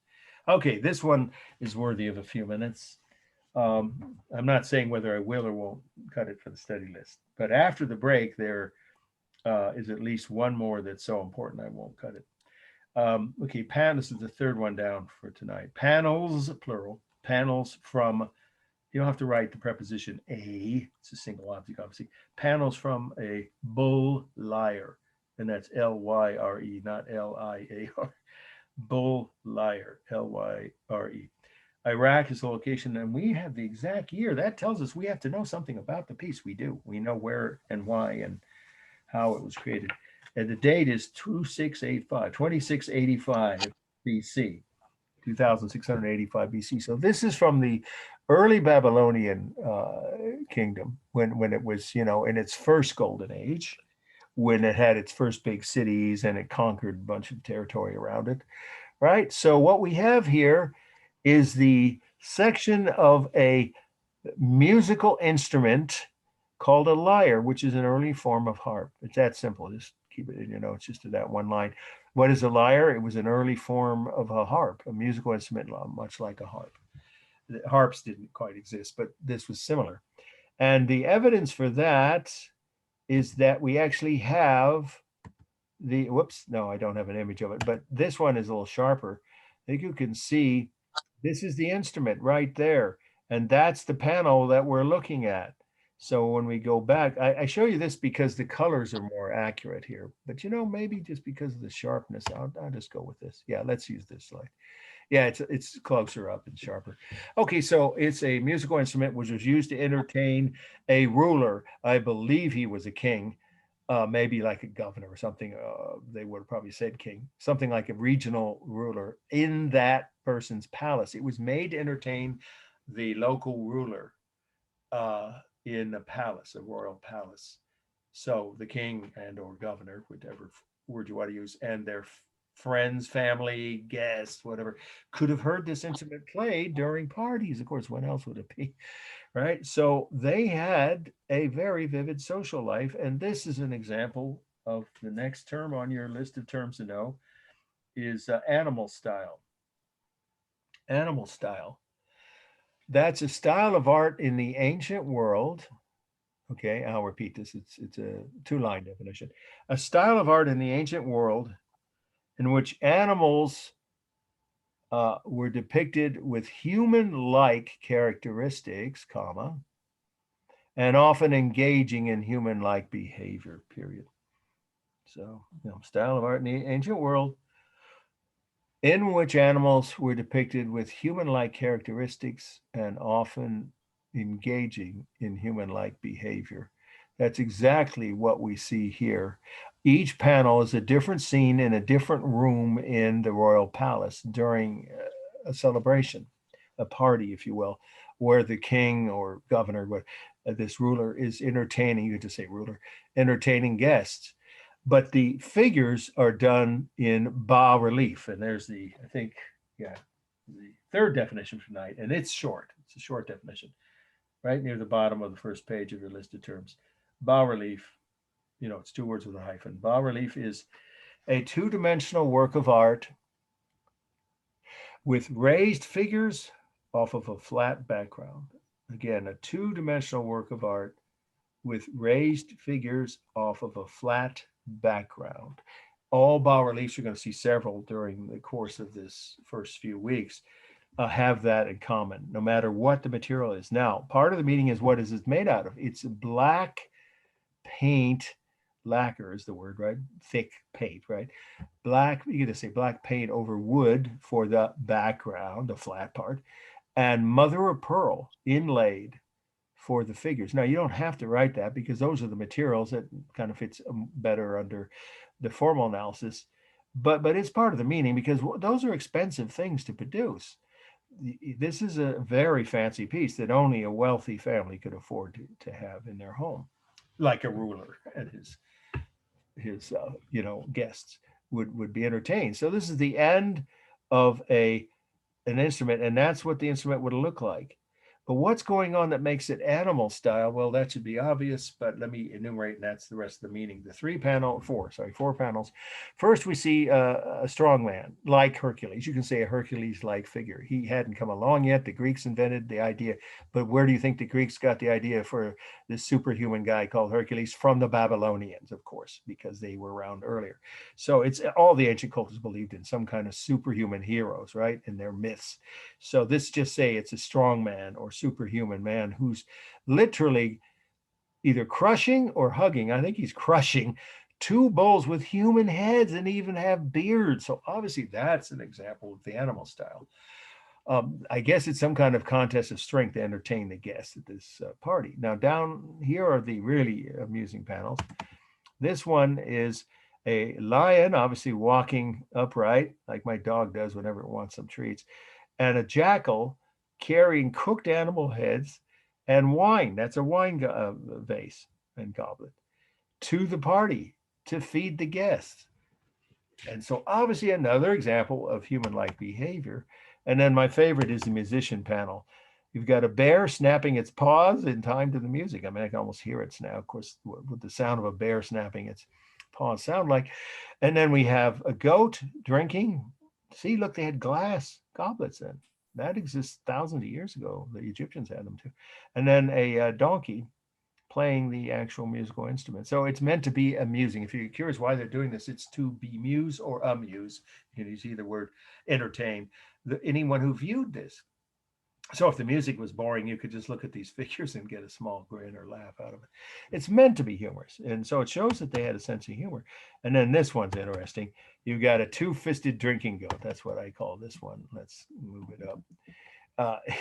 Two goblets, one in each what? See, his his hoofs have become hands, standing upright, and then a half scorpion, half human, who looks like he's listening to the music as well. So it's meant to be humorous or whimsical, deliberately so. Okay, let's wrap it up with a formal analysis. And you could just say that if you want to think of this as a register line, I don't think it is, because each one of these scenes is a separate room in the royal palace, simultaneously entertaining different groups of people. But if it looks to you like, these aren't supposed to be further away, this group here. So really it's best to avoid that. The only, in other words, really obvious technique for space, it should be really obvious, is overlapping, of course, the figures over each other, right? And then we have neutral. There's no warm and cool colors here, right? Off-white for the inlay of the figures and black painted wood. Those together, white and black, that's neutral. There's no warm or cool colors. There is good simulated texture, though, in the lion's mane, the beards of these three figures up here, this vase, the bear's fur, the musical instrument. You get the idea. Even the scorpion man. There's simulated texture, and that's all done with carved line, then painted. So they carved into and then painted that. Of course, they put ink into I think it's ink. So it's carved and painted line to create the cement textures. There's no modeling, none, no shadowing. Each panel is balanced very carefully with the figures arranged evenly on either side of the middle and top to bottom. Very carefully balanced. There's the rhythm of the arms, hands, legs, heads, and of course the various objects like the wine goblets and musical instruments, what have you. So there's a lot of rhythm. Each panel is stable, except for a detail here. They're walking, upright mostly, and the objects are entirely upright, right? So it's more stable and dynamic. And of course, there are dynamic details in the curved line of the backs of the two bulls and maybe part of the lion's rump and the tail of obviously of the scorpion man. So there's some curved line. Let's see, I think I've covered, the largest masses, that's hard to say. In each panel, they're about equal, right? Absolutely, these two here, the two bulls are, and these two animals, I would say these two, the bear and the jackal, they're roughly equal masses in each panel. Okay, let's take a break. We're right at 8 where we should be, so let's take a 15-minute break. I will pause the recording, and I'm going to ask you guys to confirm that it's, recording again when we get to that part. So, okay. 15. Okay. I took 2 minutes, slightly longer than the 15-minute break, but it was to good effect or for good purpose. I hope you'll all see. If anybody could check now before we launch into the next slide, I'd appreciate it. During the break, I resent those 2 handouts, the PDFs of the 5 requirements for your paper and the sample short paper. I don't know if anyone has the ability to segue. I don't try to do those multitask things with the old laptop I have, but if anyone has a chance to check who didn't already get it when I sent it the first time, hopefully this time it went through to both of those opened up for me. It wasn't. Yep, me too. Good. Yeah, I figured I'd do it now because I get so tired by the end of these multi-Zoom lecture class days that my mind might forget, So anyway, and it's a recording now, right? I hit the Zoom record. Everybody see? Yes. Yeah, great. Okay, we're still going to end early, but anyway, that should help all of you. I don't know what that glitch was the first time, but hopefully it's been resolved. But if there's a few people who still didn't get it, wait and check if you didn't already. Let's focus on the slides now till later tonight or tomorrow morning. And if you get back to me by noon tomorrow, I could send individually those 2 handouts. Hopefully it doesn't gonna be too many people though. It's gonna be a busy day. I have to pack and get ready for a major trip. Okay, here we go. The next must know is head of a ruler from Nineveh. Head of a ruler from Nineveh. That's Nineveh. It's a city in, of course, what's now Iraq. Again, the country Iraq. All these slides are tonight. And the date is 2300 or 2300 BC. Okay, so this is at the very peak of the power of the early Babylonian Empire. Remember I said they had, 2 golden ages. And at this point, they had very developed urban civilization as part of the meaning. And this was one of the local or regional rulers. Today, we'd call like a governor, probably, possibly a mayor, but probably he ruled over a region. I mean, you don't have to write this, but if you're curious what we're talking about, obviously Iraq, the whole country, it's not a small country. I think it's bigger than France or as big as France. But their empire stretched all the way to the borders of Egypt. And I believe at that point, at some point, they conquered Israel too. For at least a couple hundred years, they occupied what's now Israel and the ancient kingdom of Israel. And they stretched all the way to the north to what's now modern day Turkey. It's a pretty good chunk of the Middle East that were under their rule. So anyway, here's what you should write now, that this is a bust from life of a man who was a regional ruler, probably a governor or, over a province, or possibly, a local ruler like a mayor. But there are things about it, even without a definite identification of who this ruler was. But we know he's from the city of Nineveh, so we have some records by this time of what kind of rulers they had.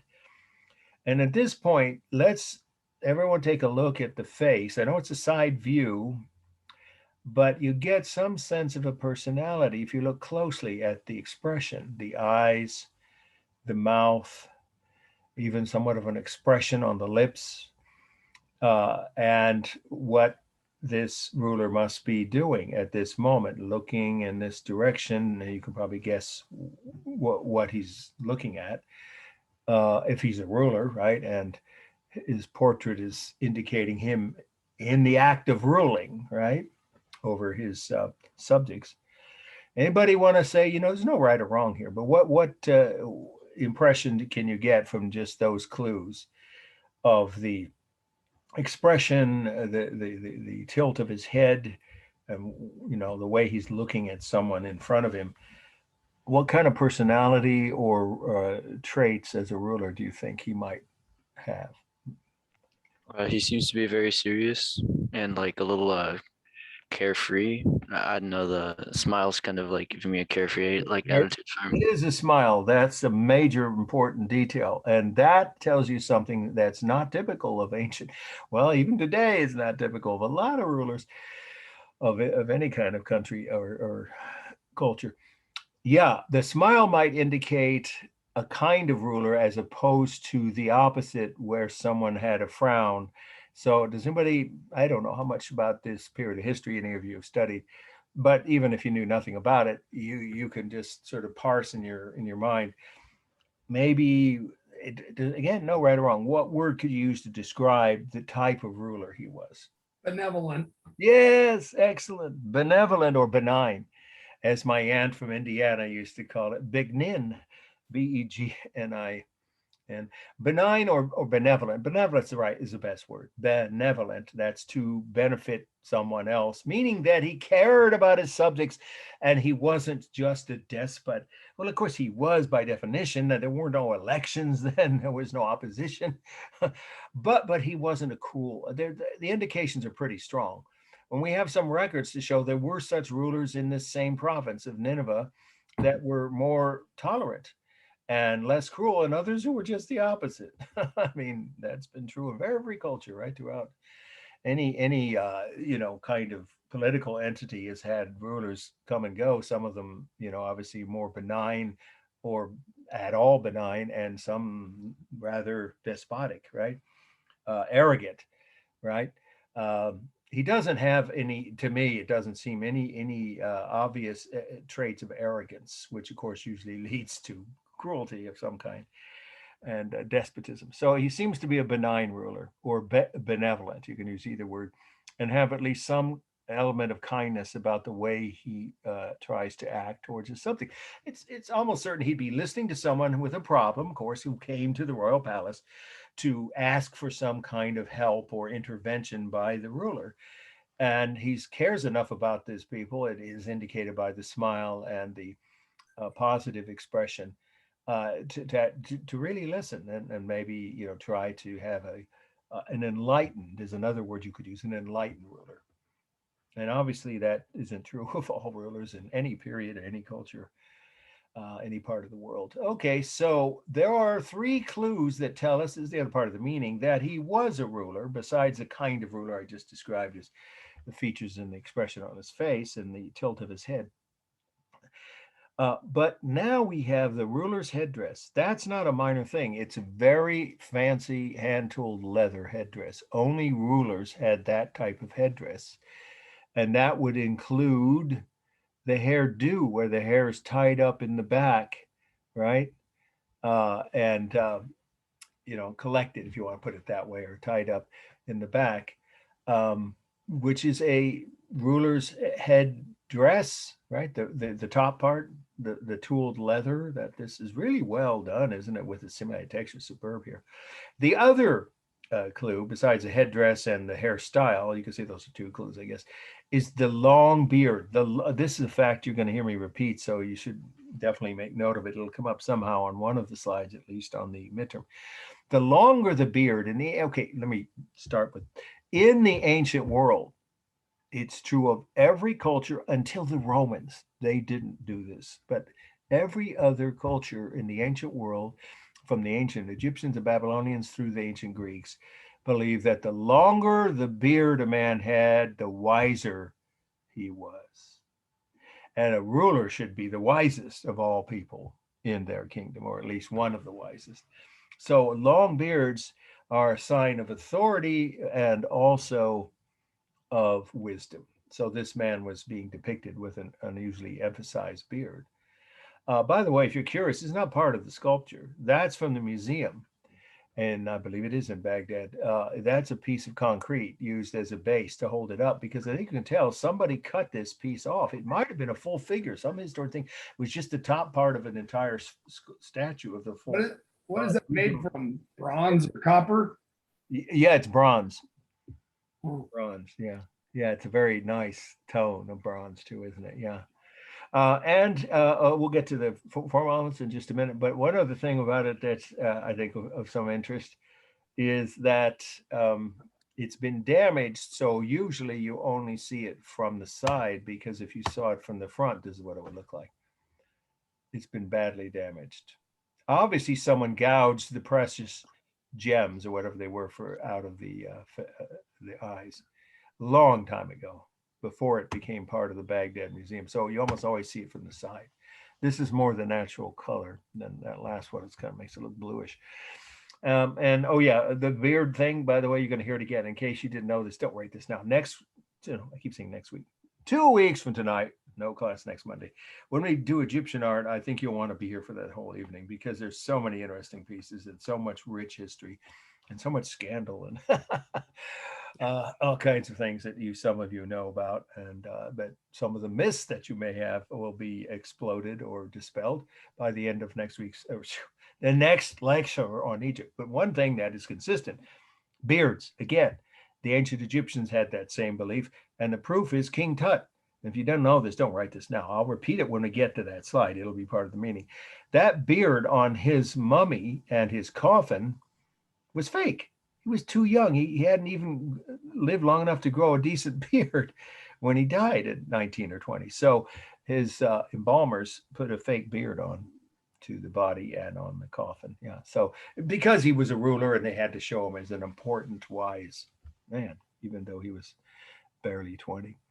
All right, so this guy, though, was significantly older and more experienced, of course, and his beard has grown naturally to a long length, which he would have let do that because it's a sign of his wisdom and his importance. Okay, formal analysis. Well, the texture, as we just were discussing, is the real smooth texture of bronze, but his simulated texture here, though, dominates, because look at that. You can almost feel the smooth leather if you were to touch it. Of course, you'd get arrested. I'm sure there's security all around this piece at the museum. And then here, where it continues, there's still the headdress, but then the hair back here that's tied up in a bun. And the beard is nicely done. Even the mustache, the eyebrows, possibly stylized, but, it could be that he had them trimmed this way. And then there's the real smooth texture of the bronze, but that kind of segues into the smooth texture of the skin. So it's got a little bit of the real texture is still visible of the smooth bronze, but everything else is the real, very realistic simulated textures on the hair, the beard, the headdress. It's obviously got the rhythm of the beard patterns in the beard. Even though the eyeballs are missing, there are two eye sockets, of course, and the headdress has a lot of rhythm in it. And I think there's, well, the ears may have been cut off. Anyway, there's lots of rhythm in this piece, even in this side view. It is a warm color by definition. Bronze, well, it can be dark, black enough to be neutral. Totally black bronze is occasionally used in the Renaissance mostly, but here it's a warm earth tone, dark brown, I guess you could say. And then we have the balance. Yeah, well, when it was originally intact, it was completely symmetrical left to right and top to bottom. It's a single mass, but hollow. So for space, it's the real life-size image of an adult man's head. And it may or may not have had the neck, but we don't have to concern ourselves with that because you can't see it. So just say at this point in time, it is just the man's head and beard, and they have overlapping. The beard overlaps the face, and the headdress overlaps the top of his head. Otherwise, it's real space. And there's only the modeling from the museum lighting. And of course, the semi-texture is made from carved line. That's how all sculpture is made. Whether it's cast or chiseled, it's always carved line. And let's see, stable, it's mostly stable. He's upright, pretty much straight upright, and looking straight at us. You can tell from the side or the front. Okay, we're going to go past this now to the next must know, which is, this is the last one tonight, where it's so important I'm not cutting it from the study list. The last two are very emotional works of art, I think you'll find. And we'll still end early, by the way. We should. But this is a really important one. You definitely want to take thorough notes on this one. Steli of Hammurabi. And I know it's spelled like a woman's first name, or like the character in the streetcar named Desire. I know we know that. The Marlon Brando version of that Tennessee was. Anyway. Bella. Right, exactly right. That's a classic line. Okay, Stela is pronounced Steli, believe it or not, in English. Of, and I'll spell Hammurabi's name, which I want to make sure you don't make a mistake when you write it, because it's Hammurabi. Again, his name was Hammurabi. Don't give it two B's or you turn him into a rabbi. He was not Jewish. Okay. Steli of Hammurabi is the title. The location's the same as all these slides tonight. Iraq, and the date is 1750 BC. Now you're going to look at this and say, there's no way we could do a formal analysis, of course. So, whoa, where did that go? There it is. That's the image you'll have if it's on the exam. But I want you to see my own slide taken from the Louvre. Look how big it is. So here's the last new definition. So when we finish the definition, we'll move to that slide where you can see the details. It's only the top part, right, that has the carving on it. Okay, so stele is a large piece of stone. I'll say it slowly and repeat it. Carved with a scene from an important event. Sorry, it's a long definition. In that culture's history, carved with a scene from an important event in that culture's history, comma, and often with writing below it. Well, this has all of that. By the way, this is 15 feet tall. It's huge. And I'm going to tell you the meaning as we get to, there we go, the close-up. The first fact about the meaning, besides the fact that it's a stele, and it documents a scene from the history of Babylon, is that this is the oldest law book in the world, or that was known, let's say, oldest known law book. It can't be a law book. These are the laws of the kingdom of Babylon. Hammurabi was the king of the entire, I think later on they would have called him an emperor, or the Romans would have. He was the ultimate ruler of the Babylonian kingdom when it reached its, later, now this is the later Babylonian Empire, when they had their second golden age. They had even more territory and conquered more kingdoms. So he ruled during the second, you can just say second or later, golden age of Babylon, Hammurabi, and he had all the laws for the entire kingdom carved into this stone, plus the punishments for breaking them. So it is a law book, or law codes, you could say, oldest law codes, because it's not really a book, but it's the same function as law books. every law that had to be enforced, at least that was on the national level, kingdom level, but that had, uniform, right, rules for the whole kingdom, where everybody had to follow the laws throughout the entire, well, it's actually an empire, you could say, the Babylonian Empire.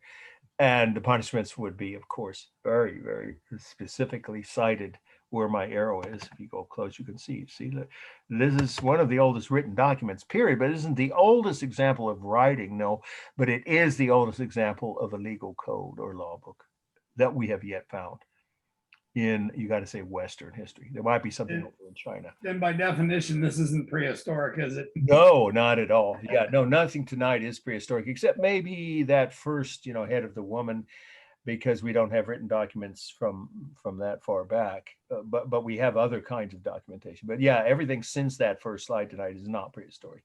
Absolutely not.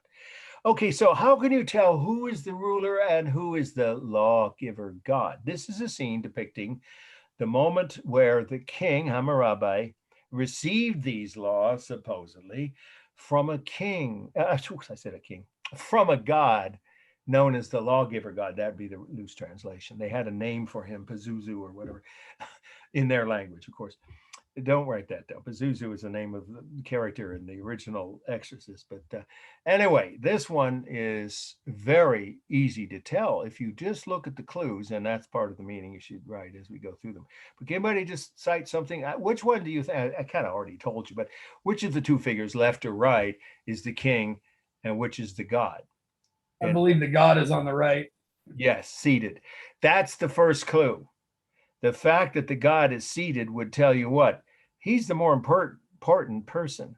I started saying pertinent. It's getting late. The more important person is going to always be seated in the presence of the less important person, because that person will be standing, showing that the power resides, a greater power with the seated figure. And that's true throughout. It's true in almost all human cultures, where any kind of image is created with multiple figures that are important, but one is more important than the others. And if there's a god, that's always the god. If it's a pharaoh, you'll see that 2 weeks of tonight with the early Egyptian art, then the most important figure is shown, if anyone is seated, as the only seated figure, and the others are standing. So we know that that's one clue. What about the beards? Well, he has a pretty long beard, but this guy's beard goes down to his waist. The god has a longer beard, so it shows his greater power and wisdom. And then we have, I told you that was on that head of a ruler from Nineveh, a ruler's headdress. You see it here. It's not as fancy on this one. Maybe he just, took it out for, field, out in the field. It was maybe not as fancy as in his palace when he wore the one in his throne room, but it is a hand-tooled leather headdress that was reserved for rulers. So he's got the ruler's headdress, Hammurabi, but this is called a divine headdress. It's all part of the meaning now. This spiral effect, I don't know the other way to describe it, on top of the head of the god, the lawgiver god. So that tells us that he's the god and Hammurabi is the human ruler. And then we have these things. Now, I've had some students say, is this an example of wardrobe failure? No, we're not going back to the Janet Jackson incident at the halftime at the Super Bowl. How many years ago was that? No, it's not failure of his costume or something springing out. It's emanating energy, rays of divine energy coming out of, if you will, the body of the god. Of course, he's supposed to be pure energy anyway.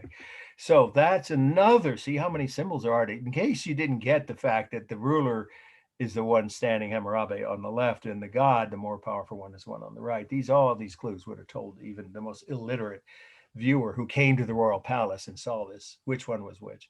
The final clue is the staff, right? That's a symbol of the authority of a king. He doesn't have it yet. He's being given the authority to enforce these laws by that God. He's handing him the staff, say, go now, go down to earth and enforce these laws as I have given them to you, when I wrote it. So he's going to create this document and claim that a God told him to do this. Of course, that's how kings always, God meant me, appointed me, wants me to be ruler, and wants you to do what I tell you. Of course, it's called divine authority. So the authority is coming from the God, the divine creature, to the human, in a symbolic passing of it's not a baton, don't write that, but it's not an athletic contest. This is a staff with 2 F's, which is a universal symbol of rulers. It's true in Aboriginal Australia. It's true in Africa. It is true in ancient China and Egypt. It seems to be I don't know why, but it is. Is that a staff? Because it looks pretty short. Could be a scepter, right? Oh, it's a pretty good sized staff. It's long enough. Yeah, they often were quite longer, but could even be a piece or so of it broken off at the bottom. But it's long enough. Yeah, it's supposed to be. In other words, he's saying take this and go back down to your people and tell them. So suppose this happened on a mountain somewhere. Can anybody think of a better known example of a scene from a certain famous book that's still being used in certain, but lots of the world actually, where a certain human being supposedly spoke to God and got laws and made a document about those laws? Are you talking about the greatest work of fiction ever? Well, call it what you will. I'm actually getting specifically to the event that is depicted somewhat in that. I think you are talking about the Bible. Talking about Moses, right? Yeah, Moses and the 10 Commandments. You see how cultures have so much more in common than not. It's just sad how many people kill each other over stupid, silly differences. If they bothered to open their eyes, they'd see they have more in common than not. Yeah, it's almost a universal theme. That's true in Asian culture. I know I went to Vietnam and I saw similar things there as a journalist. I wasn't in the war. And China, the southern China, with some of their 1,000-year-old pagodas, you can see this kind of scene where a god gives a human ruler the rules that the humans on are supposed to abide by, or that's what the the king said, so that the king's authority isn't challenged or questioned. So then this is a law code, which then you can guess it wasn't only the one in the royal palace in the capital. That wouldn't work too well. So multiple, like dozens of copies of this were made and shipped all over by horse guard, of course, not UPS, all over the Babylonian Empire to each regional ruler's palace. And then they were in that palace whenever those laws were in question or being violated and the punishment had to be administered. They had it right there. Okay, you broke this law, this is the punishment. Supposedly, they would administer it evenly, because who knows in reality if that's what happened. But the laws were the same all over the kingdom. And copies of this were made. This is, they believe, the original one that was probably in the main palace in Babylon. The city of Babylon itself actually was called Babylon. It was the biggest city on earth at the time, 500,000 people. And this is 4,000 some years ago. Okay, plenty on the meaning. It's balanced, yes, at this point, because this god is seated. But if he were to stand up, he'd be taller. But I'd say the way it's depicted, it's roughly balanced, with the figures the equal distance from each other. However, this figure is slightly wider too, so you could make the case it's unbalanced somewhat or slightly toward the right. Clearly the largest mass is the lawgiver god, then Hammurabi, and then the throne. That is the throne that this god is sitting on. Okay, and then we have similar texture. Yeah, it's well done on the robes, on the beards, on the headdresses of the figures, even on the throne. And that's all done with carved line. It is actually a kind of stone that's black. I mean, dark ink black. You have to know it's diorite, it's called. But that means it's not warm or cool. It's a neutral color. And the modeling here, it's a bas relief. I forgot to say that. That should be obvious, but I didn't say that. So if you want to add that under the meaning, obviously these are raised figures, and we would not see the details here. Couldn't if it weren't for the modeling. So this was intended to have, you could say it is a technique in a bas relief, because the figures aren't visible without the shadows around them. And that would have been the sunlight, of course, or torchlight at night, right? Now it's, of course, the lighting at the Louvre Museum. So today the modeling is from the museum lights. Let's see, it is almost entirely stable. These are upright figures, rather stiff and ramrod. There's a slight dynamic quality to each, well, definitely in their headdresses, but mostly right angles, straight lines. It's primarily stable. And for space, there's only overlapping, of the clothes over the two figures. And let's see, the throne over the god. And the headdresses of both of them. And then we have modeling, texture, balance, rhythm, of course, is the repeated shapes of the bodies, arms, right, heads, feet, and the robes are a little different. So I guess, oh yeah, the throne creates rhythm too. Okay, let's move on to. Oh, by the way, here's another view. I'll just give you a moment to glance at it. You see how big it is? And look at these laws. Let me see. I haven't seen this view. This is a new one, I guess. I'm not sure if my wife or my daughter found that and added it to my file. I'm glad they did. Now you can see what a stele is. Steles are always larger than the scene carved on them.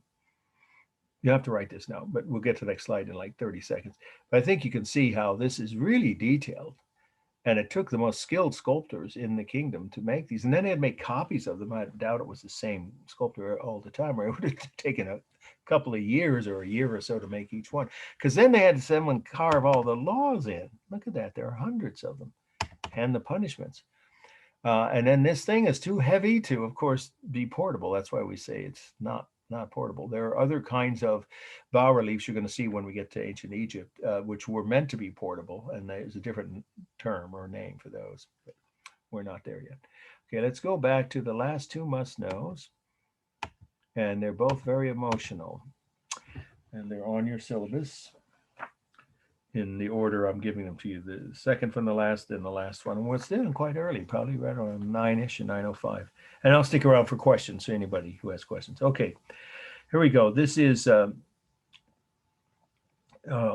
Ashur-nazir-pal killing lions. I know that's a long, multisyllabic, it's a last name of a king, who, by the way, wasn't Babylonian. We'll talk about who he was. Ashur-nazir-pal is spelled Assur-Nasirpal. Assur-Nasirpal. Ashur-nazir-pal killing lions, just like it sounds, 3 words. The location is Nimrud, and that's a city in Iraq today. It would be, I think it's still there actually. Nimrud, Iraq, and the date is 850 BC. I like to use mnemonic, I think I have that right, sound-based little clues to help remember things. Well, of course, it's open book, so maybe it's isn't even necessary to mention, but it could be helpful when you're studying or being tested in case it's, I'm not saying this one is or is so important I won't possibly cut it, but it could be on the exam. I like to say that Ashur-nazir-pal, the spelling of his name, the first three letters of his name say what he was. And you can see if you're looking at the spelling, what I'm saying about him was he was a nasty character. And the proof is right here in his own bas-relief that was in his own palace. Nimrud is also, I don't know if anybody has any knowledge of the word Nimrod. My Jewish friends often use it to describe someone who's not mentally very swift. But I wouldn't say he was that. Nimrud is a city, of course, not related to the insult Nimrod. But he was definitely morally challenged, because here's why.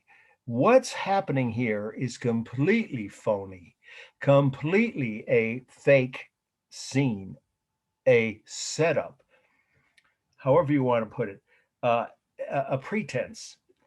It's supposed to be a brave scene depicting the brave king. There he is, Ashur-nazir-pal, risking, harm or even death at the hands of wild lions as they charge his chariot and killing them with well-aimed bows and arrow shots. No, that's not what's happening here. What is happening? We know. We don't have to guess. Now, who was he? Oh, I forgot to say this. I'm sorry. He was not Babylonian. He was Assyrian. That's ASS, again, the first 3 letters. The Assyrians were the most brutal and warlike of all the ancient Middle Eastern cultures. That's saying a lot, because that was the norm back then, right? For these rulers in these kingdoms. But he was even more brutal, and the Assyrians in general, the kingdom he came from, they were to the north, roughly the edge of where Turkey is in northern Iraq. And they conquered the Babylonians and went all the way down to where Israel is now. And I think they even took part of Egypt.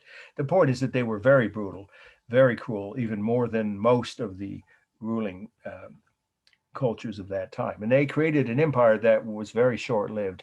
Well, by ancient standards, it lasted like 150 years. I mean, it sounds like a long time, but in the ancient world, that's not very long. And it was overthrown by rebellions. People hated them, the people they conquered. This couldn't wait to get rid of them. And the Babylonians were successful in overthrowing them eventually. But at this point in time, they ruled the whole Middle East, almost all of the Middle East, except North Africa. So they ruled most, you can say, of the Middle East.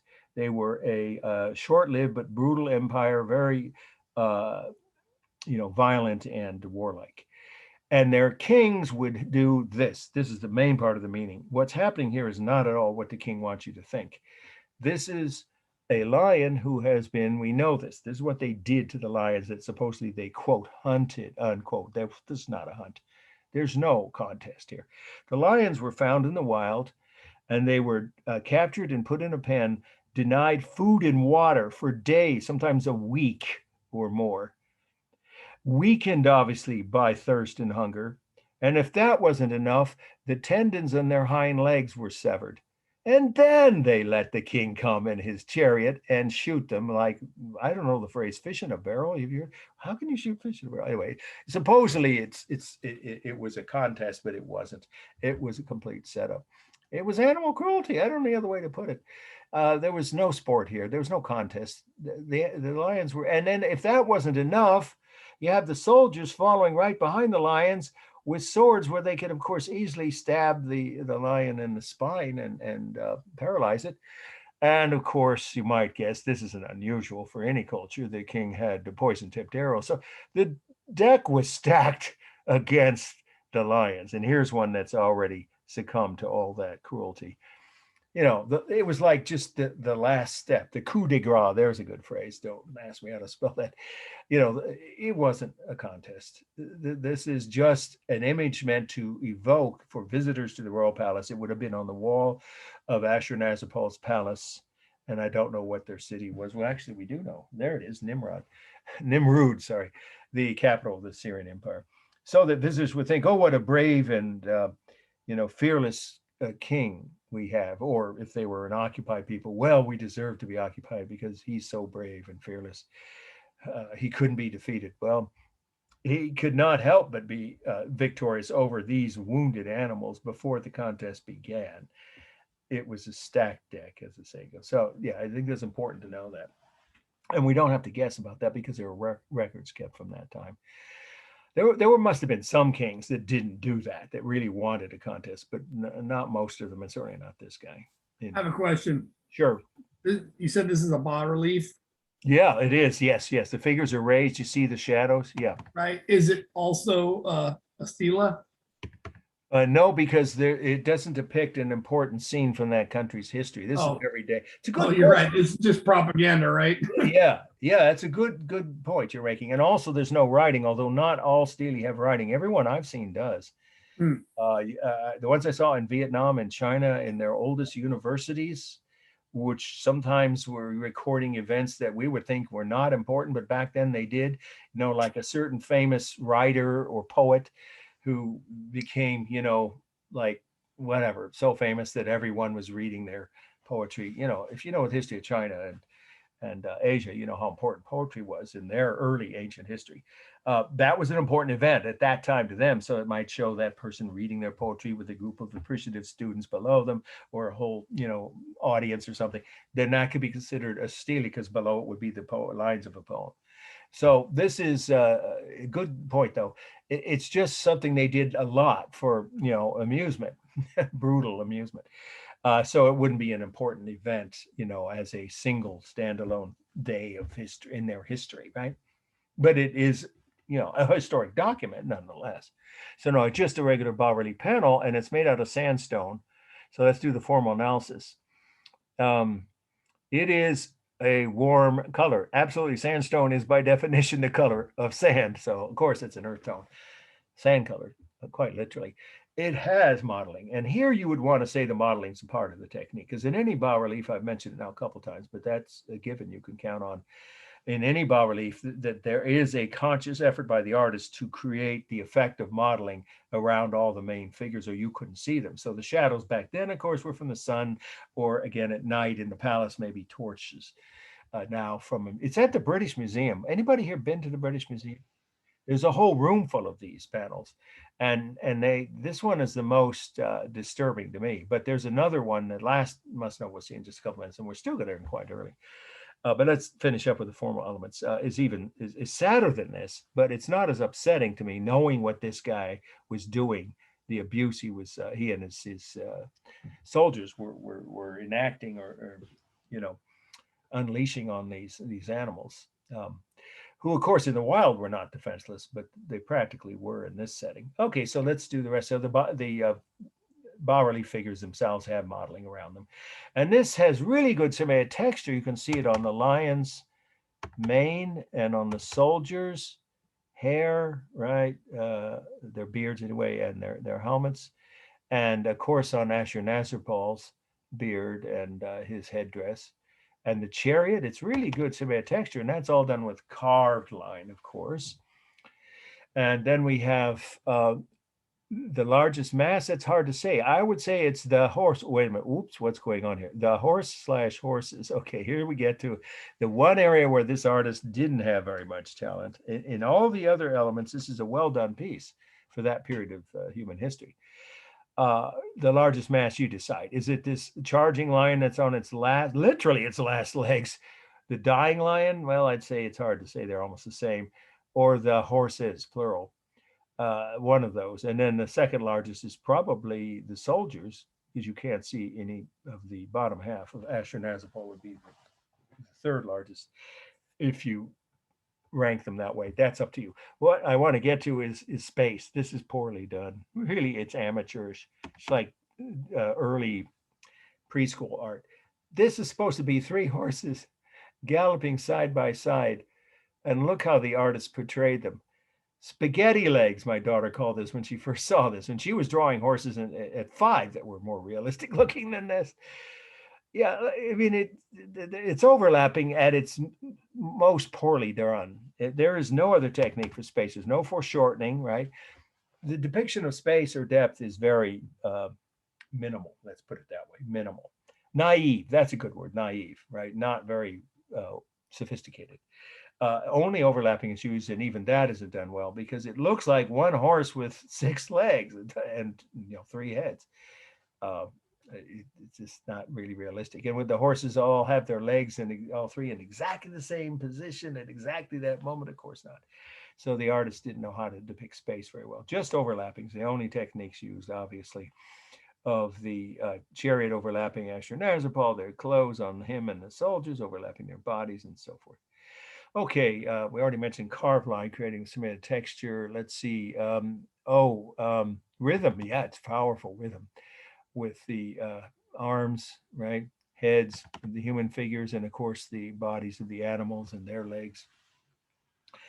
And then let's see, what are we missing here? Modeling texture. I know I'm missing one thing. I always try to remember all 9 at this early stage of it. I won't have to be able to do all 9 on every slide when we get to more, slides per week after the next week or so. Let's see. Oh, stable and balance, stability and balance. Is this balance? I'd say it is roughly balanced because he's pretty much in the middle. And these figures and this lion roughly balance the dead or dying lion and the horses. But some people would say the horses are bigger, enough bigger that it weights it more toward the right. That's up to you to decide. But it's definitely unbalanced toward the bottom if you draw a line across it this way. Okay, and then what else do we see? Well, we see the rhythm, of course. Stability, sorry. It is mostly stable. This figure and the chariot, the king and the chariot are upright. His soldiers are upright. This lion is pretty much horizontal. You could certainly have to say there are a lot of dynamic details, but to me, it's not the majority of the piece, but that's up to you. Maybe think it's equal because the front half of the horse's body is clearly dynamic, as is the lion, the charging lion. Okay, let's go to the last must know for tonight. Okay, and this one has a tinge of tragedy about it that I'll explain in a minute. The very short title, Dying Lioness. Dying, of course, D-Y-I-N-G, lioness, not lion. It used to be listed that way. No, it's a female. The location is Iraq, and the date is 650 BC. Now we're back to where the Babylonians had kicked the Assyrians out. So this is a late Babylonian, their second, you could say their last golden age. when Babylon was the capital of their empire again, they had overthrown the invaders, the Assyrians with a capital A, and regained not only their own kingdom, but conquered again all the neighboring kingdoms. But this is the point where they ruled over the Jews. If you're Jewish or have Jewish friends, you may know that. And the whole Hanukkah, story comes from this period. So they were a major empire with the world's largest city. You might want to write that. This came from their capital. Babylon, the capital of the late Babylonian Empire, was for hundreds of years the largest city that we know of in the world. At least 500,000, something more. But anyway, that very rare in the ancient world. When you get to Rome, that's a whole different level. They were even more large cities in ancient Rome, the Roman Empire, I mean. But back then, this was the largest city in the world. And so this was made for probably the royal palace of the king, as another one of these hunting bas-relief scenes. It's not a stele, right? Again, to confirm that point that was raised in the last slide. But it's a close-up. And what's unusual about this is the focus the artist made on the suffering of this animal. Look at its last dying, it's called the death agony, roar, its final roar, literally within seconds of passing off this earth. And the pain it clearly felt, physical and emotional, of course. Probably watched its cubs being captured to be taken away and used as bait for another hunting. In other words, the Babylonians weren't a lot better than the Assyrians at this kind of thing. They did something similar to starve any lions they captured, male or female, and deny them water for days and days, and then weaken them even further by severing their hind legs. Well, that's probably what happened to this lioness here. In any case, it's been shot with 3 arrows. And that's, of course, the final injury that it will be succumb to. It will die because of these arrows shot through its body, obviously one all the way through. You see that. And there's blood being very, very graphically depicted flowing from these wounds.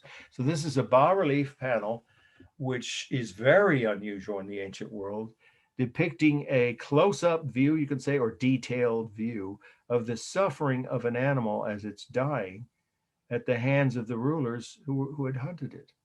Now, can anybody guess why the artist would have done that? To show how powerful and glorious this king was, this hunter? Or can you guess another reason? Maybe that was symbolizing the Syrian Empire that they had just vanquished, right? Well, it could be. No one's ever said that before. I suppose it's possible. I have never read that. It could be. Did I? More specific to the details of the animal's physical pain and emotional pain. Why do you think of a reason why an artist might focus on that instead of the whole hunt? Because this is a separate panel, stands alone on its own. It's at the British Museum too, by the way, in the same room as the Ashurnazarpal. Well, what could an artist be trying to say by showing that suffering? I think you can see examples in modern art today, realistic art. Well, anybody out there who has seen artwork by, I don't know, PETA, I guess, or I mean, he's trying to elicit sympathy or yes, emotion. Exactly. That's an important part of this. This might be, let's just say it's one of. You keep it, more accurate to say it is one of the oldest images in Western art, or even a better way, it's one of the first images in Western art to emphasize the suffering of an animal. And most historians believe that the purpose for that was the artist wanted us to empathize with that animal.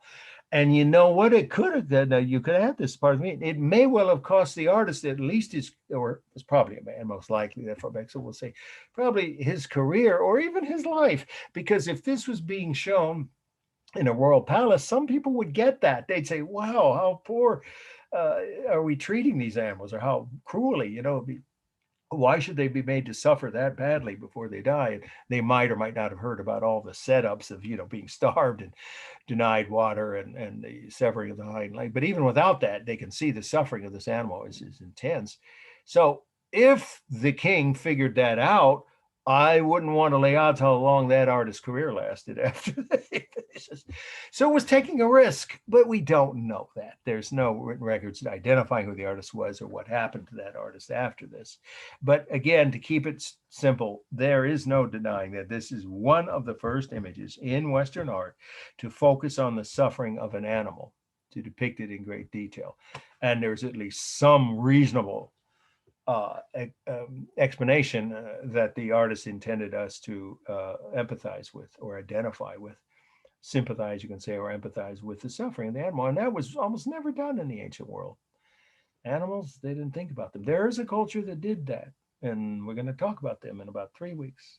The Minoans, the Atlantas. You've heard of Atlantis? There was such a place. And I might or might not prove it to your satisfaction, but I believe there was, and I've been there, and it's fantastic. It's a Greek island today, but it was a separate island. There was a culture in the ancient world that treated animals with respect, all animals, but that's really rare, and it even is today, of course, but especially in the ancient world. So this is a rare image, very rare. Whether the artist intended us to identify the suffering or not is a guess. All right, formal analysis. It's balanced. Yes, absolutely. If you draw the line down the middle, there's half the line's body on the left, half on the right. And I would say top to bottom if you draw the line right about here, depending on where you draw the line. And then, of course, the rhythm is powerful with the arrows and the blood, right? And the two legs in the back. And then of course, the hair on the head of the lion. And then we have the simulated texture. It's quite well done. Look at the claws and the muscles in the hind legs and the arrows, the blood, the whole head, the details, the eyes, the ears. It's all done with carved line, very realistic simulated texture. And yes, modeling is a part of the composition. And that's part of the design, to have the shadows create the outer edges of this animal, of this image, I mean. And those could be seen from the shadows of the sun in the ancient world, or today, of course, it's the lighting of the museum that creates that modeling effect. For space, you've got overlapping, right? The two legs overlap each other and the arrows overlap the lion's dying body. And then we have, let's see, dynamic. There's not a stable line in it. I don't see any stable lines. The largest mass is the lion's, right, or lioness, we should say, lioness body. And then the arrows is really the only masses. Yeah, because this is not register line. Remember, it's two or more lines where one line is way above the others, and the figures on that are supposed to be in the distance. You'll see that with the Egyptian slides in 2 weeks. It's much clearer with they like that technique. But this isn't that. It's only got overlapping. Now, let's see, we mentioned the mass, the modeling. The color is warm. Of course, it's warm sandstone, which is, the material it's made out of. So there is, on the texture, I mentioned simulated texture on the body, but around the outer edges and even on the body, if you look closely, you can see the rough texture of sandstone. So it has both real and simulated texture. And then I think I mentioned there's really just the two masses, right? The arrows. And I guess you could say the second largest mass is the arrow that goes all the way through the lion's middle, right? And then the other two arrows are the third largest mass. Okay, am I missing something here? Modeling, texture, balance, rhythm. I think we've covered everything. Okay, so we finished the must-know slides, and I will stick around as long as people have questions. And don't forget to double check if you were one of those who couldn't download or couldn't open that file with the 2 PDFs on how to write your papers. Double check tonight, because I just sent during the break, resent, that information. Hopefully everybody can open them. And if you can't, you should email me and let me know as soon as possible. Don't forget, there's no class on Monday, A, and B, I may be out of Wi-Fi range, so I may or may not be able to send the recording of this lecture or post it, on YouTube. But if I can't, I'll do it as soon as I get home, which would be Tuesday the 7th. And I'll email you if I do it any sooner. Well, whenever I do it, I'll email you. And it's under Mark Wilson's SRJC Art History Lectures. That's my channel on YouTube. Okay, somebody said they're going to have a question about the paper or some other things, I think. And I imagine a few of you have questions in general. Anybody have any questions at all about either the slides or requirements for your papers? I have a question about a personal question. Should I wait a little bit longer for people? to- Yeah, probably. Sure. Uh, I mean, if you'd rather, I mean, that's fine. I won't disappear. I'll make sure I answer that question. Well, have a nice trip. Yeah, Drive safe. thank you. Yeah, I just hope there's no new fires that break out and prevent us from getting home. Good luck with that. There aren't any in Oregon and Washington on the route we're taking yet. Okay, anybody else have questions about these slides we covered tonight or the paper? So when is the paper due? Well, let's see. I think it's the 29th. I thought it was 22nd of September, looking at the syllabus. Oh, yeah, right. Yeah, right. Yeah, I'm trying to remember because. I'm looking at the right syllabus because I had the wrong one for a minute. Yeah. Well, let's make sure because my memory is that in this class, it's on the 29th or 27th. 27th. Yes, it's at the top of the third page under week 7. You get an extra week because I don't want them all flooding into from all 3 of my classes all at once. That's too much. So you guys have an extra week. And of course, we meet on Monday, so it has to be on the 27th. That's the 7th week. So you guys have 4 weeks before it's due. I hope that helps. Yeah. Gives you plenty of time to do the research, pick a topic that you know you can find information about. Start writing, and if you have questions, email me, or even send me a sample. Email me a sample of the paper, part or all of it. But don't wait till 2 days before it's due if you want my feedback. Okay, there was at least one other person I thought that had said she wanted to ask questions about. Maybe that person signed off. Anybody else out there with questions about the papers, requirements, or? I have a question about how to title the mini bio. Oh It's yeah, like that was your not- yeah. right? Just that you can just say mini bio by and your name, and do you know what's required, right? Or do you need me to repeat that for that 3? I know what's required. Yeah, done. that's good. I'm glad you asked because I do read them all, and then that is 100% confirmation that you're in the class. I probably would remember anyway, but I don't see your name now. So unless we go to, well, let me do this. Let me stop the share. And if anybody wants to, they can identify themselves that way. But hopefully that answers your question. Yeah, it just mini bio is fine with your name. And don't forget to put the class you're in, and make it either in the body of the text of your email or as a PDF so I can open it. Okay. Yeah, there you go. Our 2.1 mini bio underline. Well, yeah, that's it. If you Okay, perfect. Thank you. Hey, you're welcome. Is there any way you could check that you received my mini bio? Not right now because I am still on this and I'd have to get back to you by email. I would say tomorrow. It's been a long day. That's why I sent you. But what's your name? Because I'll check now if I didn't already call your name out. Then if I did, that means I hadn't gotten it as of 6:30 tonight. What's your name?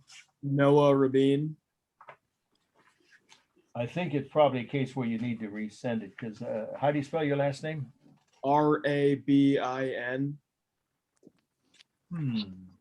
I sent it. Yeah. Oh no, I actually didn't call your name out. You're all set. All right, Glad you great. checked. You're all set. Great. Yeah. No, see, I only called the names out of about 10 people I hadn't gotten it from.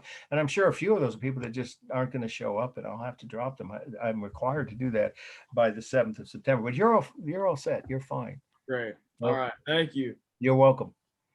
Okay, now at least 1 or 2 other people, I think. Well, maybe I answered most of the question. Let's see, I'm looking down there.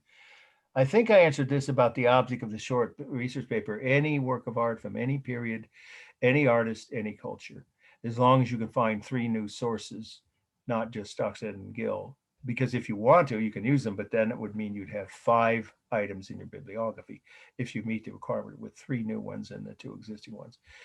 Or you could just ignore Stockstead and Gill and give me the 2 new ones. 3 new ones. If you want to, you have to have 3 new sources. But it's any work of art you want to write about. Any visual art, of course, not dance, that's performance art, or music, even though those are art forms.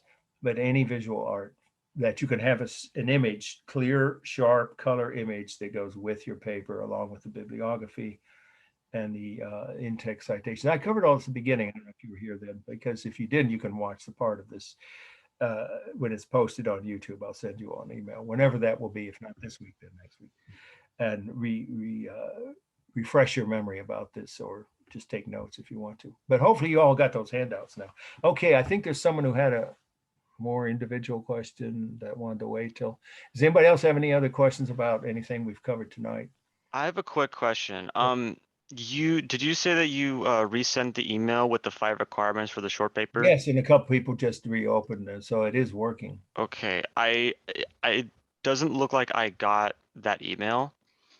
I can't, don't know what to do. Something's wrong at your end, and I'm upset about it because I want all my students to have, equal access, but I can only send it the way they tell me, which is as a PDF, and it went through. I know it did because at least 2 people told us. I don't know if you heard that right after the break. I double checked, and it did go through to theirs. So there's something about a compatibility issue. Maybe I don't know what else to tell you, but you might want to check with tech services. I don't know. They allow students.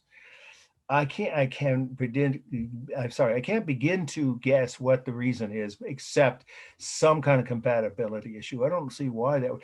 Let me ask you this: did you get any of the other handouts that I've sent?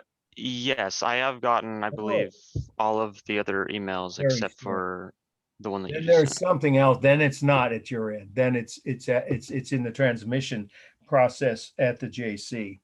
I will check, but I don't know what good it'll do. I'll find out what I can, and if there's any concrete information or a suggested solution coming from tech services, they'll answer the phone. I know who to call there. I doubt it, but if they have some kind of suggestion that could be helpful, I'll forward it to everybody in this class. Because my other class, like I said, this afternoon, almost everybody out of 32 people that were in the class, about 30 of them had gotten it. But it can happen. It happened to you before too, didn't it? I mean, this is the second time I've sent it. So you tried to open both the first and this time? Yeah. The first one would let me download it, but it just wouldn't let me view it. And now So- what happened when you? I just don't see the email at all. So That's because you might need to do a little more thorough search within your, because sometimes it should be obvious, but it should say, my tagline was, here are the 2 short paper handouts. That's all I said. I didn't want to get fancy because it was during the break, and I made sure that it went through at my end, and then students told me they got it at their end and could open it and print them out, or at least they said they could download it. And once you could download something, you can print it, of course. I will see what I can find out from tech services, but I don't know if it'll be applicable to why that keeps happening. The only thing you can do is replay the video, the part at the beginning about the paper, and maybe take a screenshot. But if you were here at the beginning, were you? You should have some notes. yeah, yes, it was here at the You beginning. should have some notes about that too. That should Yeah. be helpful.